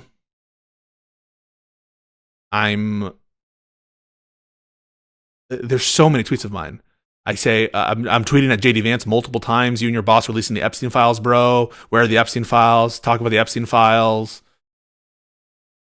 And multiple streams about the Epstein files. What about Epstein to the press secretary? JD Vance, hey nerd, talk about the Epstein files. Before Charlie Kirk was assassinated, Charles, the files. Why is Trump in the Epstein files with Pepe? Jack Posobiec. Speaking of which, why is Trump in the Epstein files? Where are the Epstein files?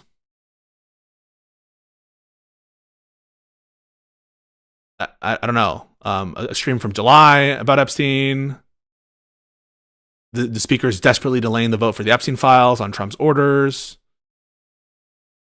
Very cool of use of resources for Tulsi Gabbard to run Epstein cover with BS stories.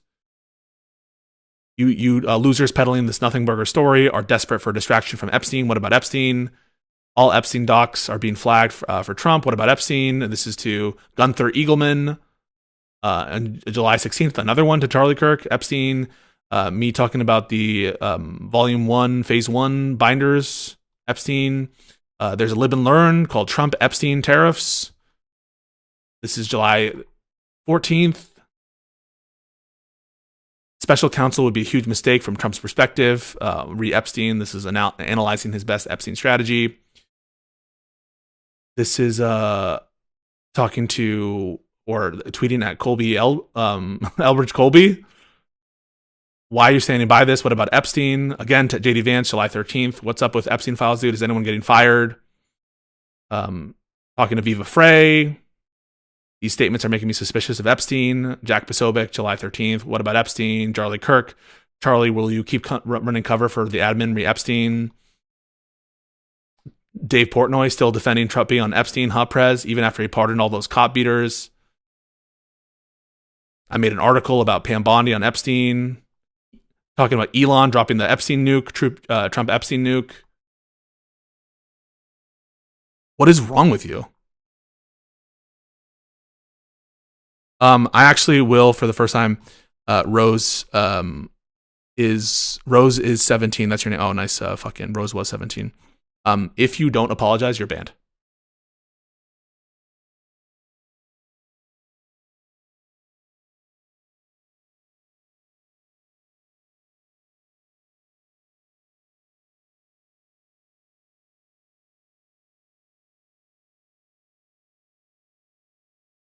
Okay, cool.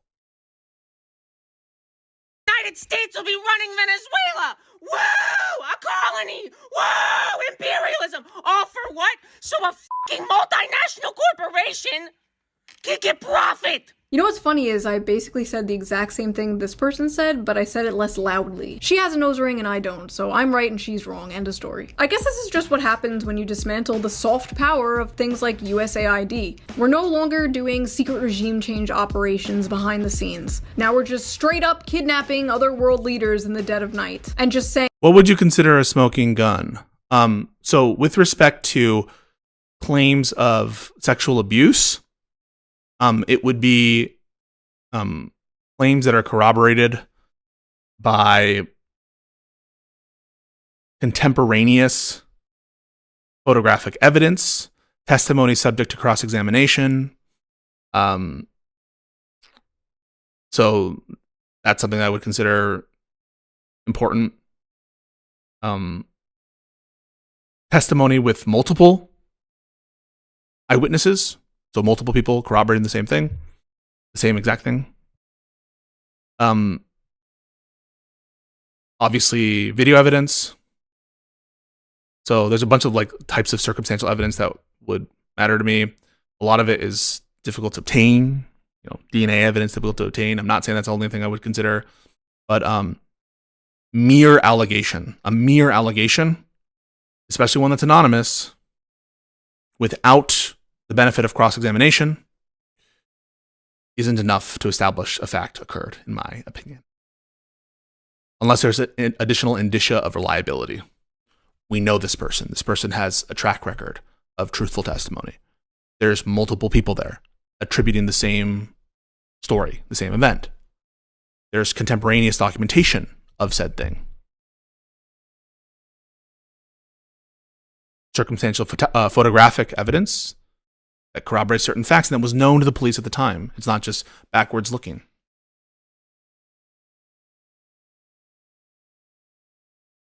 But it is not just mere allegations. And it can't be, right? I mean, like, that's not unfair, right? Yeah, the birthday card is super, super creepy. On a scale of 1 to 10 of nothing burger to smoking gun under testimony, where does testimony under oath land? If it's not subject to cross-examination, it's something, right? It's something. It's, for me, it's a basis to investigate. For me, it could be the basis, a strong basis for perhaps some kind of warrant. But you need more facts about the particular location you're trying to search, right? So it's something. But it's not enough. It doesn't get you beyond, it doesn't get you preponderance. You're not there. You're not even at just a warrant, in my opinion.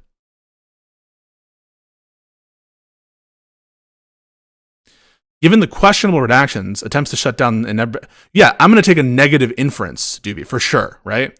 So this is a great point by Doobie, right?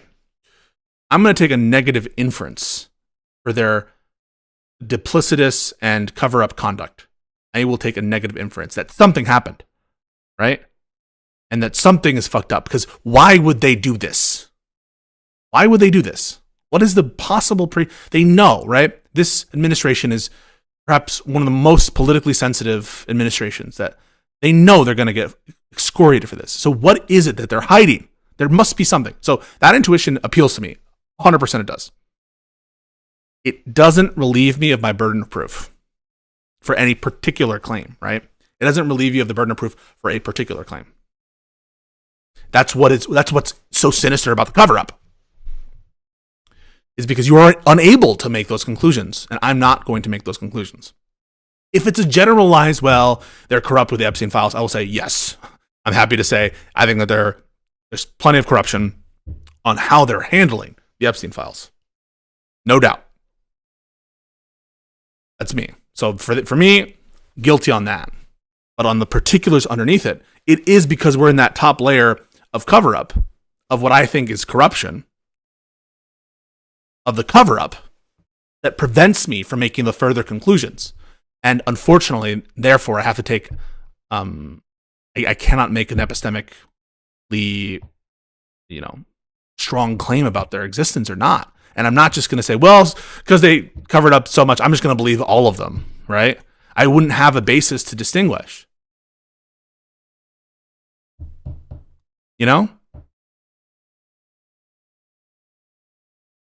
And so I can't do that. And I'm not going to be just relying on a redacted name, on a claim that says that some horrible shit happened when I don't know if that was a heavily scrutinized claim. And it needs to be heavily scrutinized before I'm going to make that accusation. Wishy-washy. No, I mean, I'm telling you no more than what you already know.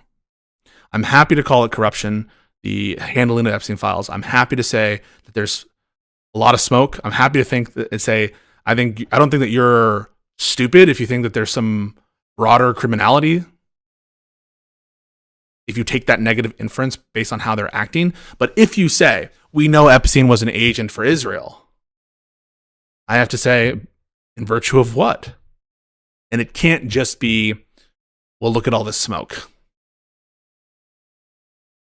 I'm happy to grant this. It's unlikely to be a nothing burger. That I'm happy to grant, even beyond a reasonable doubt. But any further detail, I need to have more evidence for. I don't think that that's unreasonable. If you think that that's unreasonable, you can just say it. Yeah, that's unreasonable. It's unreasonable for you to want to withhold judgment on particular claims because the broader set of cover-up is already something you grant. And it's the same thing I would apply to any claim against. I mean, think about it, right?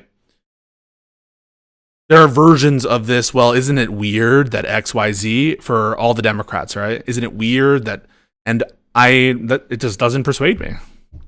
It persuades me on the level for which it's applicable. Why didn't you investigate this? Why haven't you released this? Why are you acting so fucking strange? Why were you so resisting the law? Why are you still not complying with the law? Look, I think that Pam Bondi should be impeached for the Epstein stuff and removed. And Trump should too.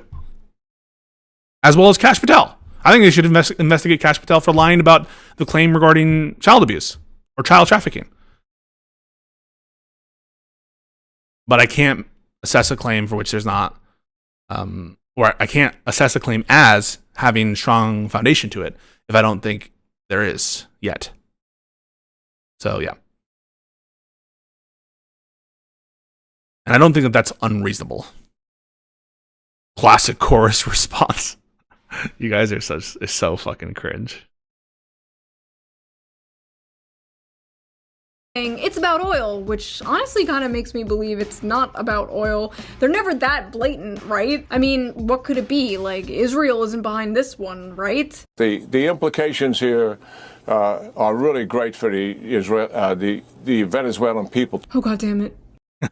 You know, people say I have Israel. Do you think you'll be able to get future investigations or will this by Democrats in the House when they're in power? I don't think it will as much. Because for the Democratic base, it's not as much of a mythologically central issue. Democrats were happy to chalk it up to, oh, well, what, you know, they investigated it and, you know, there's ongoing shit. For them, it wasn't central. You want to lock them up. But for the things they actually did and what we have evidence for and for their cover-up. Not because Epstein was a Israel spy that we can prove that right now. Or that we can prove that Trump abused children. Because we can't prove that. And if someone says, oh, I know he did. I think that they're trying to play upon what you want to be true. You want it to be true that there's evidence of it. And there's some allegations, for sure. What we don't have is corroboration. We don't have enough to make the claim, in my opinion. Derangement syndrome, but I'm sorry, I can't help it when they get on TV and say shit like this. No, it's difficult to hear, but it's time. I don't think this is what's happening for the Clintons. I don't think that they're trying to save the Clintons. At this point, I think that they would throw them, if they knew that it would like get Trump in trouble, I think they would throw Clinton under the bus. It's central to your mythology. It should not be central to your mythology. The story of Epstein should not be, because everyone wants to prove how the world works. Again, this is a line I take from, I think it's David Simon, this writer of the Wire. I think that's him. Everyone wants to prove how the world is in a paragraph. And if part of that paragraph is, well, it's all this cabal of satanic pedophilic elites, that's who's running everything, and they're all colluding with each other, and they're all this or that. And it's also a tendency to see conspiracy everywhere. I'm not saying that's a particular view, but there's a kind of thing of that. Then that's a red flag for me. Because it's too simple a story, and I don't think it's simplicity as well as its as of yet lack of corroboration in terms of the elements of that story, I think should cause you to be skeptical that it, for anyone for whom it is a part of their central mythology or central, thesis.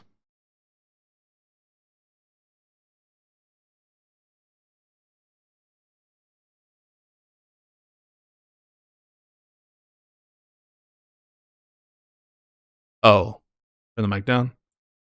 Oh my god. So this isn't my mic. You might have had the gain up insanely, but I'll mess with the settings before I talk to Hutch tomorrow. To limit the First Amendment in order. Oh wait, is Finkelstein in the emails? To protect it and quickly before it's too late. What do you mean? I mean that we need to control the platforms, all the social platforms. We need to stack rank the authenticity of every person that expresses themselves online and take control over what they are saying based on. Like, see, some people come out and say this, and then they get mad at Kyle when Kyle's like, they're telling you what they want to do with these social media platforms. And I'm just like, then why are we saying this shit? Right? I don't actually know who this person is, but I know he's not the only one. That ranking. The government. The government should control social media. Yeah, should do that. Try explaining that The government should control social media. to someone without showing them the video. Go ahead. Yeah, there's a Jewish billionaire named Shlomo who wants to control the internet. I didn't like how she hit that Jewish. Showing them the video. Go ahead. Yeah, there's a Jewish billionaire. She hit that like a little hard for me. That was a hard J. What do you guys think? Do that. Try explaining that to someone without showing them the video. Go ahead. Yeah, there's a Jewish billionaire named Oof. Oof. Thoughts? Oh, hell nah. Shlomo who wants to control the internet. Like, okay, man, you're in too deep. No more Instagram reels for you. Anyway, you should have just let us play video. I think I talked to her boyfriend or husband at some point. I think he's a lawyer. I think he's like a New York-based lawyer. I think we like chatted at some point, but I never met her. I don't even think I met him. I might have just like messaged him at some point. I'm not remembering right now. Video games. Now we're perp walking the president of Venezuela down the streets of New York City. But hey, leftists, just think of it this way. By bombing and kidnapping, instead of just doing the usual covert psyops, we saved maybe, what, $1 billion? $1 billion that could go to other, more important things, like defense contractors' stock buybacks and That's kind of funny. empty Somalian daycares, apparently. Somali. Why do they keep saying Somalian? Is it? I do now because I got corrected on that some years ago, and I was like, "Oh shit, I sound like a redneck." Am I allowed to say that? Oh shit, is that like a banned word now? I know you can't say ZP. Can I say? Yikes. This is MAGA YouTuber Nick Shirley. This guy has like worms in his brains. He has donkey brains. Back at a daycare in Minnesota, he alleged was a fraudulent facility in a now viral video. Shirley tries to open locked doors and talk to people at various daycares he claims are frauds. The point is that blacked out doors, they can't give you any information. You call that number, no one answers. It's not like Nick Shirley was the first person to expose this either, but now it exploded. And the fallout has been bizarre, to say the least. The funniest part had to be when the infamous Luring Center claimed to have been broken into the night this all went viral. Unfortunately, we saw that there was important documentation, enrollment of the children, and also employee documentation that was gone. There were also checkbooks that were ripped from our check papers that were ripped from our book. This is devastating news. Oh no, somebody broke into the daycare and stole all the paperwork we needed to prove we are a legit operation. Wait, what the fuck? Did they actually do a press conference? Were they legit? Someone needs to look into this. Please ignore my suspicious exact paperwork we need to prove we are a legit operation shaped belly. Listen, no hate to the Somalians, but when my family came here 100 years ago, we What is her ethnic background? did organized crime the right way. We would have had tin walls and cement shoes at the bottom of Lake Superior. This is just sad. Can I just say, all right, I'm going to say something controversial. You guys tell me if you agree. The Somali fraud, quote unquote, epidemic in Minnesota is like so mild in comparison to the nature of Italian American organized crime in the 20th century.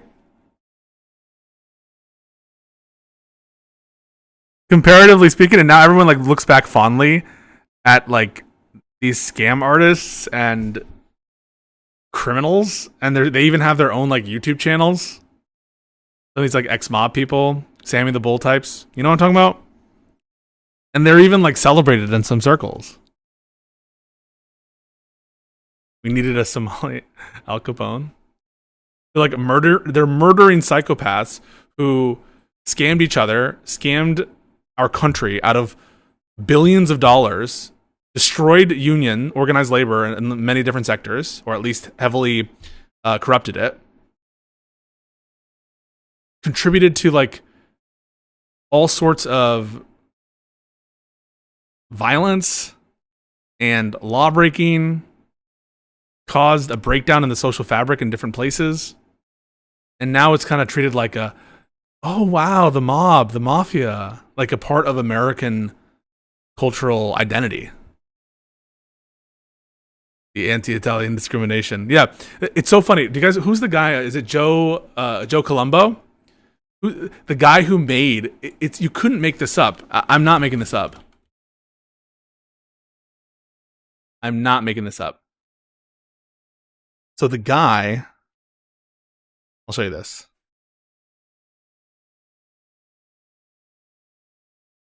The guy who like founded one of the major like anti-Italian discrimination, the Italian American Civil Rights League, this guy, Joe Colombo, he was the boss of the Colombo crime. Like it was named after him. Like founded by Joe Profaci and like one of the 5 families. And so he founded this rights league as like almost like a pseudo cover / then he got into it advocacy agency, and then he was fucking shot, probably as a result of like in the middle of a Italian Unity Day rally, probably as a result of crime related activities. Actually insane.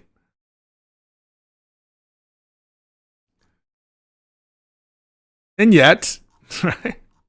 And yet,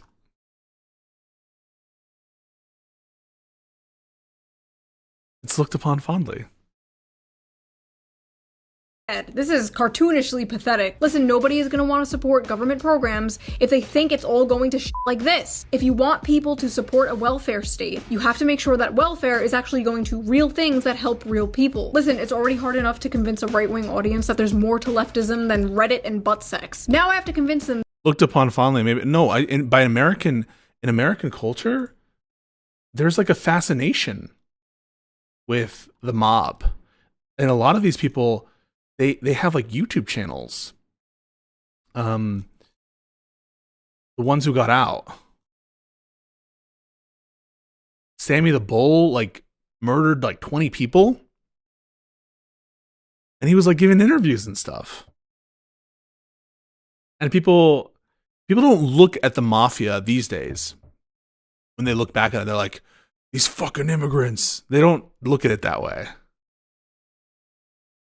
You know? They're like enraptured by Sopranos, The Godfather, you know, The Irishman. It's like a fascination. The wealth redistribution I advocate for isn't all going to Somalian welfare pirates. Thanks. That money should be spent on more important things like New Gaza. That's right, the World Economic Forum and Jared Kushner are proud to present New Gaza. Yes, the demolition project is finally complete, folks. Time to build a Sweet Green and a f***ing Deloitte branch on top of the bodies of thousands. It's one of the things I most respect about Francis Ford Coppola is, so he was, I think he was making either one of the Godfathers or Apocalypse Now or something. And he had the opportunity to meet, or maybe it was later on, I don't really remember. He had the opportunity to meet John Gotti. And he was like, nope. don't meet these people. Tell them that I'm not available. Like, these are scum. Like, they're just gonna get you in trouble. They're like, and I really truly do respect Francis Ford Coppola for either saying that or listening to his friend who said that. I forget the exact thing in the interview, but because if you look back on it's glamorized these days. I really do think it's glamorized in a way that it ought not be. And no, I'm not saying you don't like the movies and shit, and I obviously have a fascination as well, but don't lose sight of what was happening with that. That was really bad. And compared to the crime that, yes, some immigrants from certain communities do, which I think is the minority, just like the Italian Americans, minority, this was way more serious. Of dead children. Hell is not hot enough, ladies and gentlemen. Hell is not hot enough. Anyway, because of all this fraud stuff, Tim Walz is stepping down, which is sad to see because he has to be one of my favorite characters in modern America lore. The first white male DEI hire, the last white dude for Kamala Harris, a dying breed. But hey, maybe this marks an official end to the Kamala Harris era, and we can move on and focus on rebuilding the Democratic Party to something more. I feel like I don't want to be that guy, like, pronounce it Kamala. Like, there just does seem to be, among a certain type of creator, an insistence to pronounce it the wrong way. And it's a kind of, what's that meme where you can't prove it? Is that Sergeant Dokes? Like, I can't prove that you're doing it maliciously to make like a point, like I'm allowed to say whatever I want, I don't have to say the name right, kind of thing. I can't prove it. But it often feels like with Somalian or Kamala, it really, you struggle with it and then you try. They want to be correct on it, but oh my god, you're saying Kamala is Kamala. I just I can't prove it though. It's a soft signal. Harris stepping toward another White House run. No. We are not doing this. No. I swear to God, the Democratic Party is like an old friend addicted to heroin or something. You want to help? They're addicted to. I don't want Kamala to run again because I don't think she's the strongest candidate. But these people like hate Kamala with a burning passion. Why don't you see that energy against these like freaks of nature? I mean, you're bringing up Epstein, you're bringing up all this stuff, the dog parties, whatever. Like, Trump should bring out this kind of like soy cringe energy. Help them. You do everything you can to help them, but they don't listen. They keep doing stupid. This is a funny little metaphor, though. It does feel like that sometimes, and I say that as a Democrat. It's like you're addicted to old guys and people who can't talk. Why is that? Why are you addicted to people who are committed to do word salad at a given moment? Things and hurting themselves, but you just can't give up on them. You can't. You want to see them get better. You know deep down they could be how they used to be, but it's hopeless. And all your other friends keep saying to you, just forget them. Just forget them. It's not worth it. Come hang out with us. And the thing is, how it used to be. Like, isn't she supposed to be against like the neoliberalistic Democrats, this consensus of free trade or whatever? Like, what Democrat are we coming back to? This like populist Democrat that you're referring to. You have, Obama, who, wasn't a rejection of neoliberalism. Neither was Clinton at all with free trade agreements. Then you go back to like what, Jimmy Carter. Jimmy Carter, kind of a conservative Democrat. Certainly not liberal by those standards. Had a liberal challenger actually in the primary. Going back even further, LBJ, but like LBJ with Vietnam, not very populistic guy in that sense, and even that seems like a different era. So like, what Democratic spirit are you hearkening back to? Is it just FDR? Dead. But those friends are on crack. Those friends are on crack cocaine. But this Minneapolis fraud thing is looking pretty bad for Tim Walz and the Democrats. People aren't just gonna forget about this, and an ICE officer just shot a woman in the face in Minneapolis. You can hear the agents tell the woman to get out of the car and approach the SUV. No! The woman then drives forward. That's when the shots are... Abe Lincoln was not an honorary Democrat. Holy shit. See, I know what people mean by that, like, the parties, guys, the parties. Lincoln is one of us. You can't rewrite history. Lincoln was a big R Republican. Big R. Fired, the car crashing. As I was writing this video, an innocent woman was picking her kids up from school when an ICE officer jumped in front of her car and randomly shot her in the face. Or an angry protester was blocking the road and tried to run over an ICE officer with her car, so he shot in self-defense. Lincoln was a shit lib, a shit lib. How you look at it.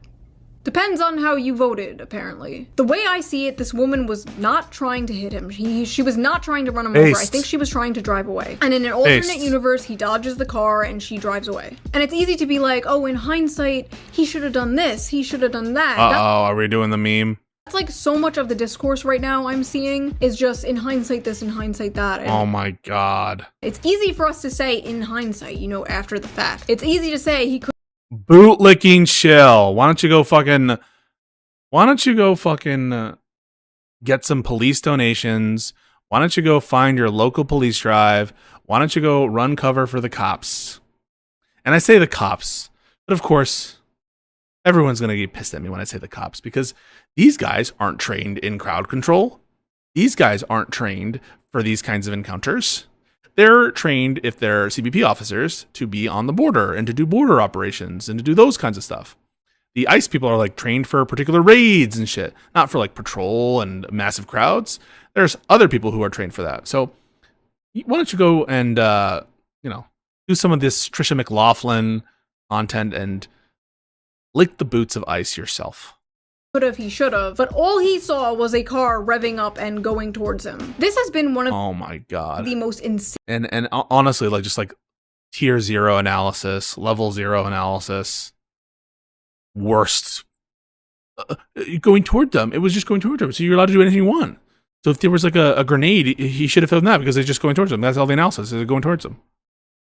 Political Rorschach tests I've ever seen in my life. It really all comes down to how you view ICE and police officers in general. Many, not all, leftists view ICE as completely illegitimate. Same with the police, they want to abolish both. So you're not going to get a real unbiased conversation with those people. Because why the f should a protester respect ICE?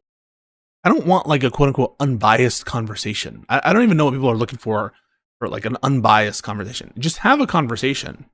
Have the conversation. And when there's an issue of fact where you think bias is playing a role, you can just call it out then.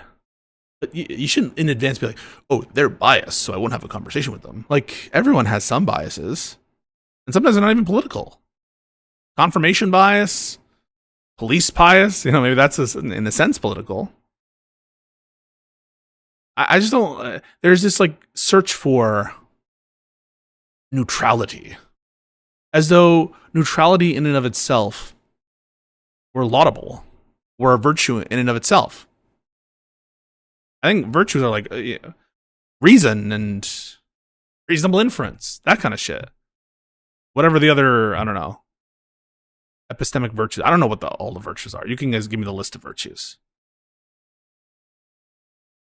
In the first place. And many, not all, conservatives tend to be complete and utter fucking bootlickers. Completely unable to criticize anything the police do. ICE can do- Did you hear a single criticism here? I heard in a different universe, he would have stepped to the side. I didn't hear a single criticism. Do no wrong. Don't tread on me becomes tread harder, daddy, real fast. I love those memes. Tread on me. Tread on me, daddy. Those are funny memes. With the snake. The snake with the gag. I need to do those memes more. This is extremely aggravating discourse, and you should be questioning anyone who takes a really firm, hard stance either. Why should you be, quote, questioning them? You should be analyzing it reasonably under the standards. You should question people who have a position, a strong position. What if the strong position is true? I actually think that you should question people who are like neutral about it in the same way that you would question someone who is on one or the other side. I don't understand why the people who have strong positions get more questioned. That doesn't make any sense to me. Way and can't fathom how the other side is seeing what they are seeing. The first episode of my old Hellworld series was actually all about police brutality. It was all about police brutality towards innocent protesters. I was a little more ACAB-y back then. I was a little more libbed the f*** out back then. But hey, to be fair to me back then, that is what happens when you live in the sheltered suburbs of Long Island in your parents' basement versus having a kid and living in the city for 4 years. The police are a taxpayer-funded HR department for Okay, but here's the thing, Shu. You know, you're married to a very well-paid New York attorney in the best city in the world from a cultural, artistic perspective. That's going to have its trade-offs. And I think it is insane that you would say, well, because now I live in a place where potentially there's more crime, that is to say in like the city. By the way, there's crime in Long Island. There's Tenderawa, they have like initiation stuff on Long Island. Talk to anyone who's from there. There's absolutely crime there. Maybe not the neighborhood you were in or whatever. But I don't think it should change your like fundamental view on the moral or legal calculus here. Structural violence. They exist solely to protect the rights of private property. Yeah, we need more police. Police are good. Police are great. Give the police more guns. More guns. Give them more guns. Tanks. Tanks, even. My overall opinion is still basically the same. I'm very critical of the police. I am very pro First Amendment. Protesting is a fundamental American right, and we can't just go around labeling protesters domestic terrorists. That is an insane, slippery slope. And if you support that, yeah, it's not just an insane slippery slope. How would you call it? A fucking lie from degenerate, corrupt fucks. I just hate this kind of this. It is still fence walking in a sense. I know it sounds like she's criticizing them, but it doesn't get to the heart of it, right? The heart of it isn't just like, oh, they're just so crazy. They're just so insane. They're just so like silly. She's avoiding the heart of the criticism. The heart of the criticism is these are bad, evil, sick, disgusting freaks of nature.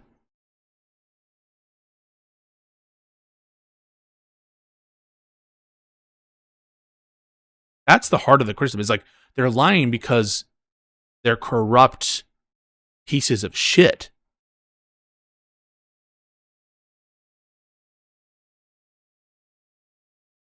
And doing things like, oh, it's just so insane. Now maybe she'll double down here. promise you will come back to bite you in the ass. That is an insane, slippery slope. And if you— It's not just an insane, slippery slope that will bite you in the ass. Because oftentimes it won't. These people get away with, like, insane standards all the time. The criticism is these people are degenerate, loser, scumfuck liars. That's the criticism.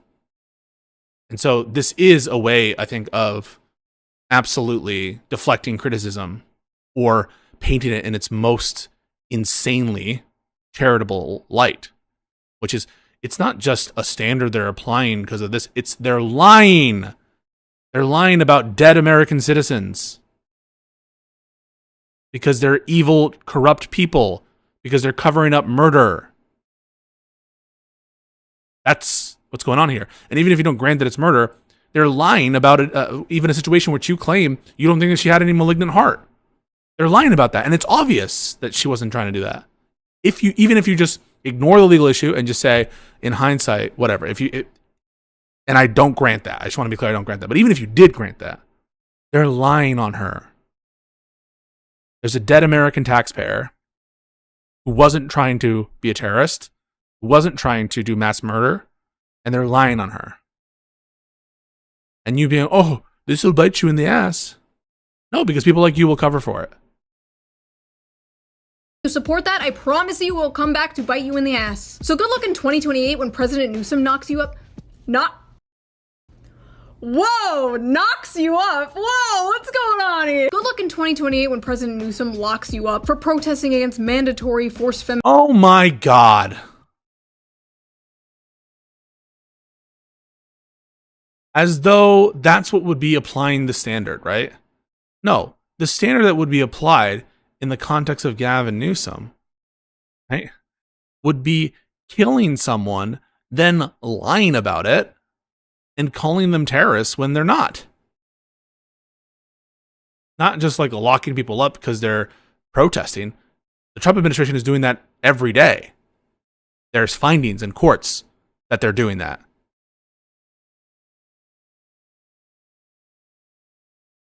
And they let them out, and then they sue, and then what? So it's always plausible denial, all that stuff, right? What we're talking about here isn't some application of insane, tyrannical, whatever. It's like regular murder situations and then lying about it. That would be the comparison. Organization or whatever the f it is Democrats do. What do they do? Nothing. They do nothing. I don't know. I left this joke Sue on Head should not be part of the coalition. blank. I've made the decision. We're excluding her from the coalition. Something pronouns. Like, God forbid the state ever turns me into Swiss cheese and the president's like, she was a radical leftist lunatic. The people called her Kami Mommy. Can you believe that, folks? Kami Mommy. It's a good bit. I like the bit. I don't know what to say. She won me back. It's a good bit. Turns me into Swiss cheese and the president's like, she was a radical leftist lunatic. The people called her Kami Mommy. Can you believe that, folks? Kami Mommy. It's a good bit. Sad. And some people were like straight up mocking this woman, celebrating it. And then when people were like, what the fuck? They were like, well, you got Charlie Kirk, so now we got one of your Yeah, that was insane. That was fucking crazy. guys. Is that what we're doing now? We're just gonna keep killing each other back and forth? Is that what this is now? Like some kind of civil war? Who gets me in the national divorce? Hell yeah, 2 Christmases. Like, you agreed with me when I was upset about the reactions people had about Charlie Kirk, and then you're over here like, boo-hoo, she was a stupid libtard. Honestly, some of you just don't have morals. You have like temporary weapons you can use to bludgeon people you don't like when you have the chance. And you know that has this bass in her voice for the libs, I think, or for her specific critics. You should have this no morals speech for the people who are like lying now, right? Not the hypothetical ones who would lie about your death in the future. But you don't. You and all the people who mock Charlie Kirk are all going in the pit, and you can come out when you learn how to be normal. In my opinion, a lot of focus on— Wait, she's Canadian?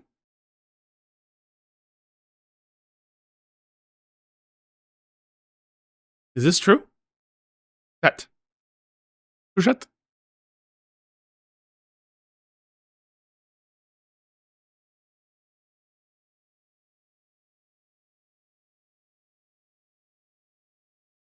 I'm gonna confirm.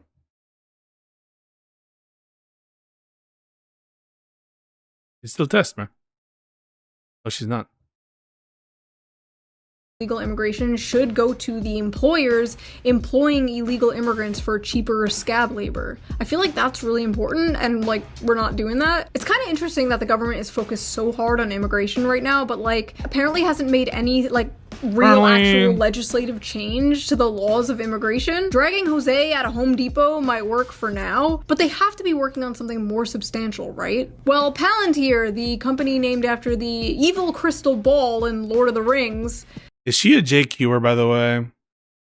I'm not saying bringing up Palantir makes you a JQer. I just want to be clear about that. I want to be clear about that. I talk about Palantir.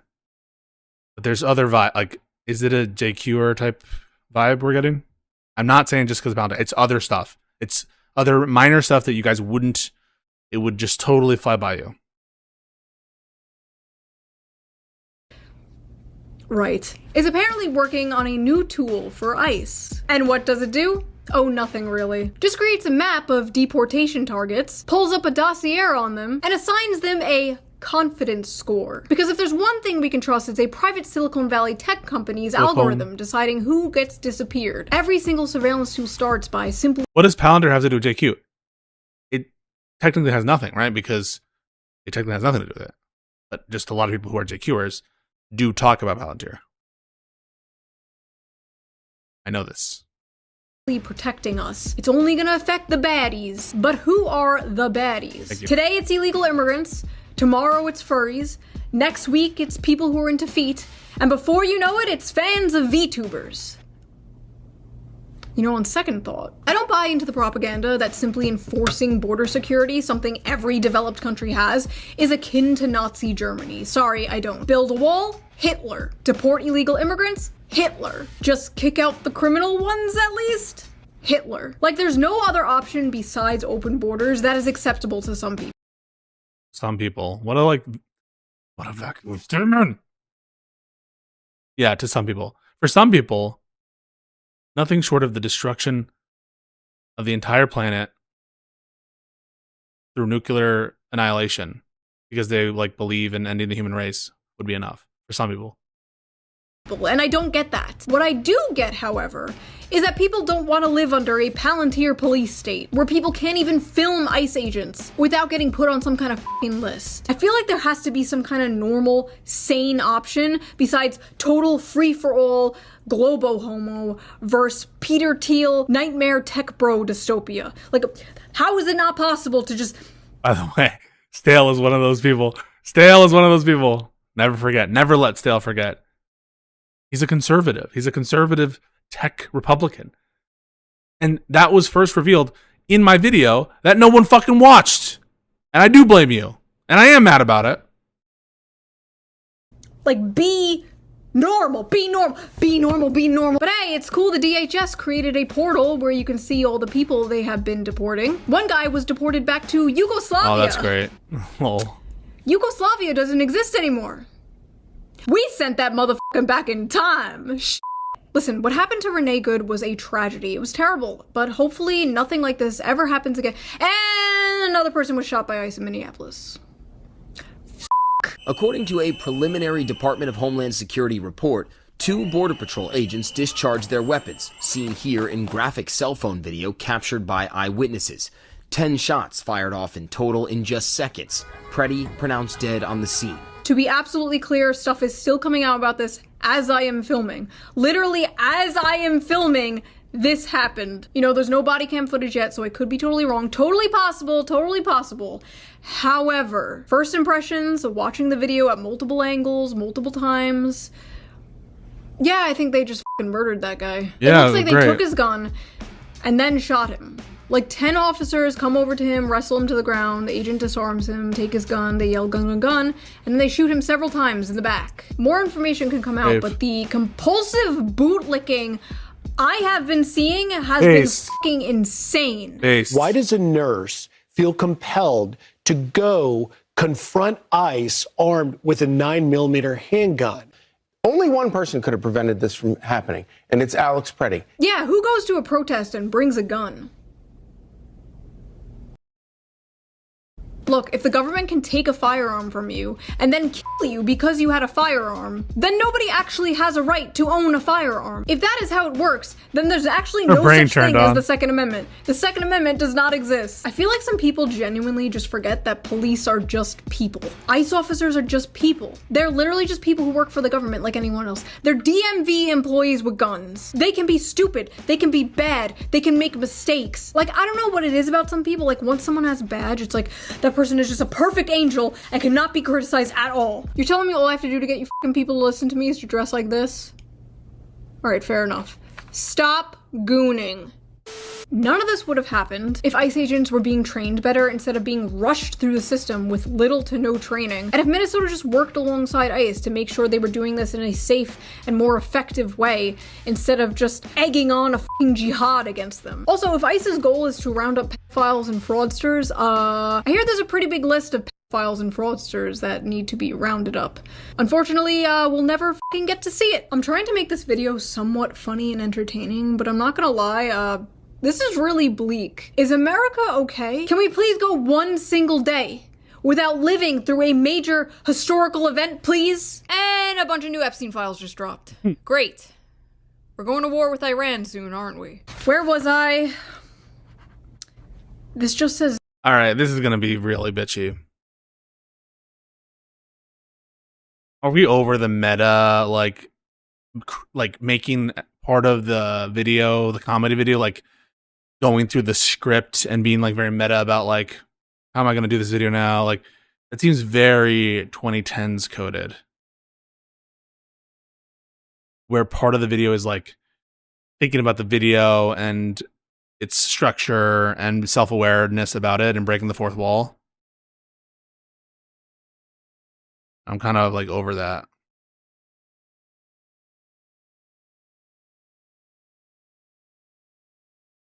Like, here's the script. Look, it's the script right here.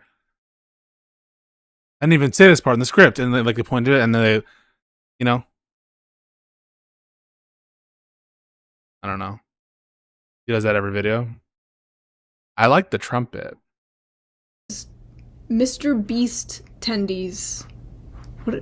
Oh yeah. Oh my gosh. This is simulating a chicken's body and the cells are just multiplying. Honestly, can't tell the difference. What the heck? I will not live in a pod. I will not eat the Antichrist lab-grown chicken tendies. Oh, I completely forgot about this. Sorry, I am not on my Vyvanse today, folks. I forgot to take my My favorite is when she's like declaring stuff. I think she does it like the declaring part. I think that's good content. When she's like pounding the table and making some sort of declaration, I think it's like the right energy usually. normal pills. It wasn't long before the race hustlers took advantage of the terrible Renee Good situation in Minneapolis. Chorus creator would say. Her name is chorus creator just like now a euphemism / coded way to say like Zionist shill / like Jewish person? I know that you're saying it ironically, but it's level 2 irony. Movement started by black women for black women specifically, and it's not appropriate to use in regards to Renee Good. She deserves a hashtag and everything. It should not be Say Her Name. Say Her Name is reserved for black women. This is not for any other race. Simple as that. Say Her Name is specifically reserved for black women. I think that's so fucking cringe. Say Her Name is just for black women. Her name is for black women. It feels kind of wrong being here in some way. I don't know why. Why do you think, yeah. I don't know.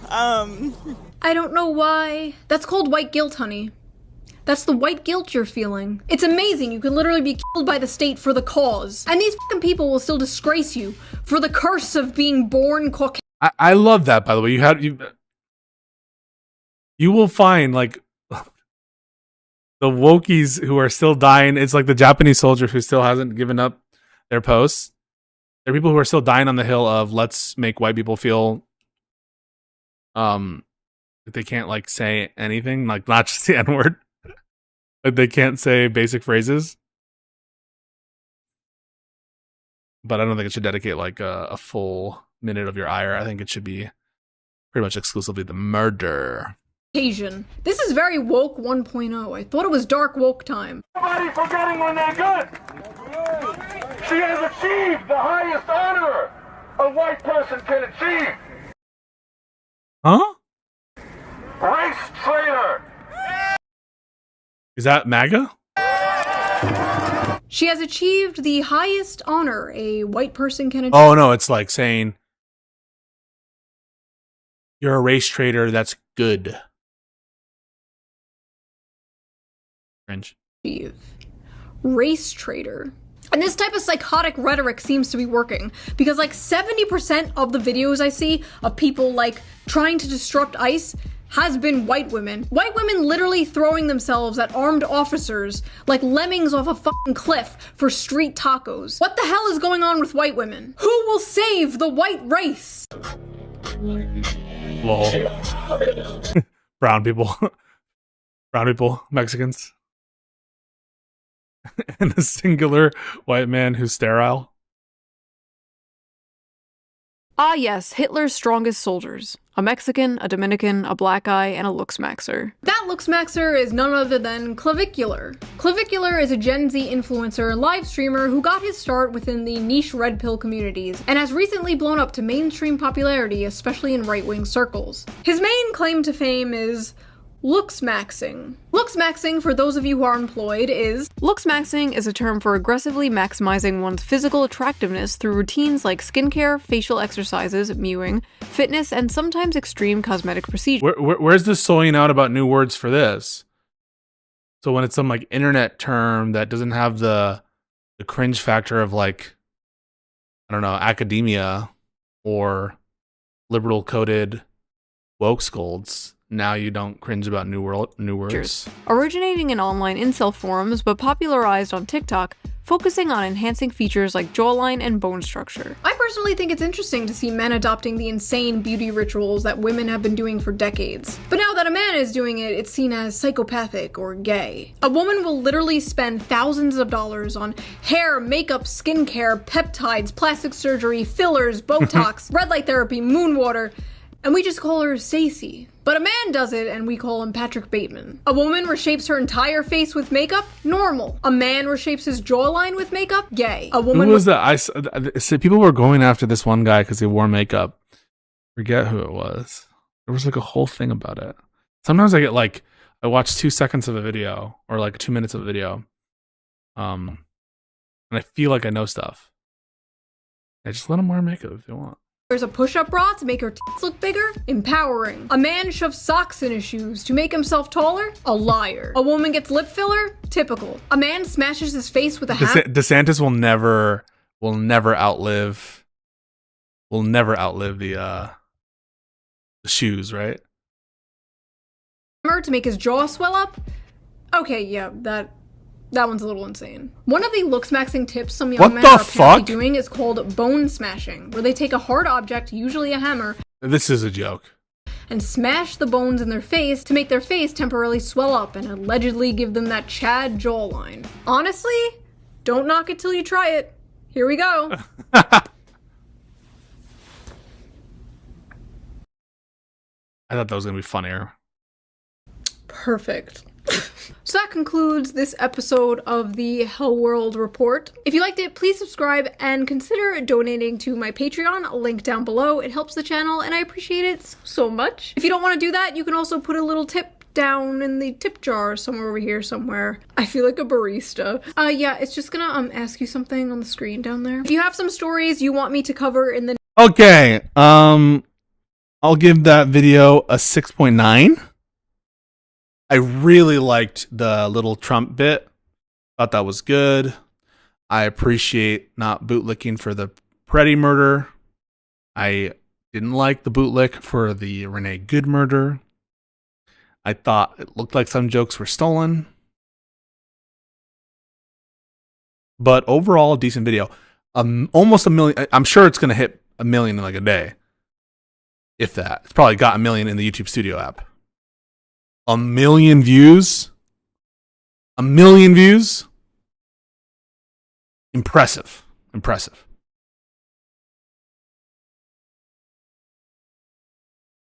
Hammer in her face.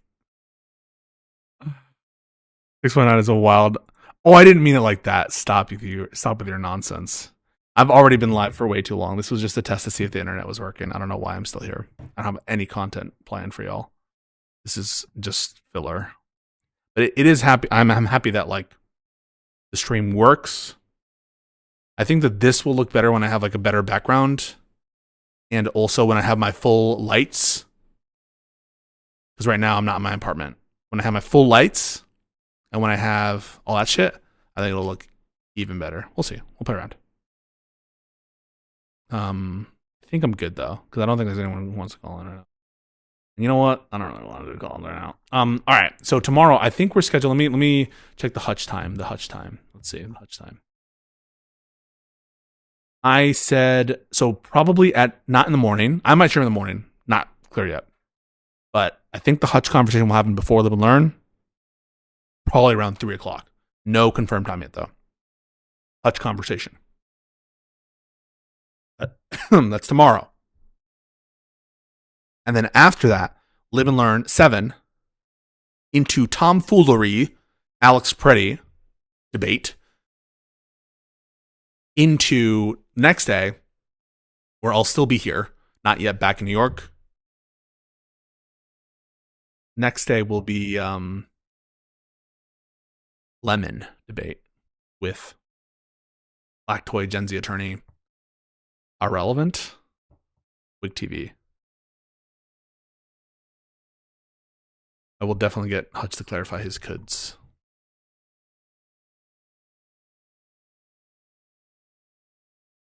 We'll do some looks maxing this year, okay? We have to go back to the gym. It's time. It's calling. But all right, that's it for me. But I love you guys very much. Like the stream. Sub to the stream. I really appreciate the support. It's been great. The channel's actually been growing recently and doing very well. We like what we're seeing. More collabs on the way, bigger collabs too, and it feels like there's some momentum building as well in terms of different opportunities and stuff. So more to announce when it gets ironed out, and we'll have some cool stuff to announce soon, hopefully. But yeah. Much love to all of you, and we'll talk soon. Tomorrow, I'll be less disheveled. I'll get my hair done. Maybe I'll get a haircut or something. I need it. And we'll do the Hutch conversation as well as other things. But I love you guys very much. Join the Peace Corps. It's fun. fun prank to like the stream. Okay, cool.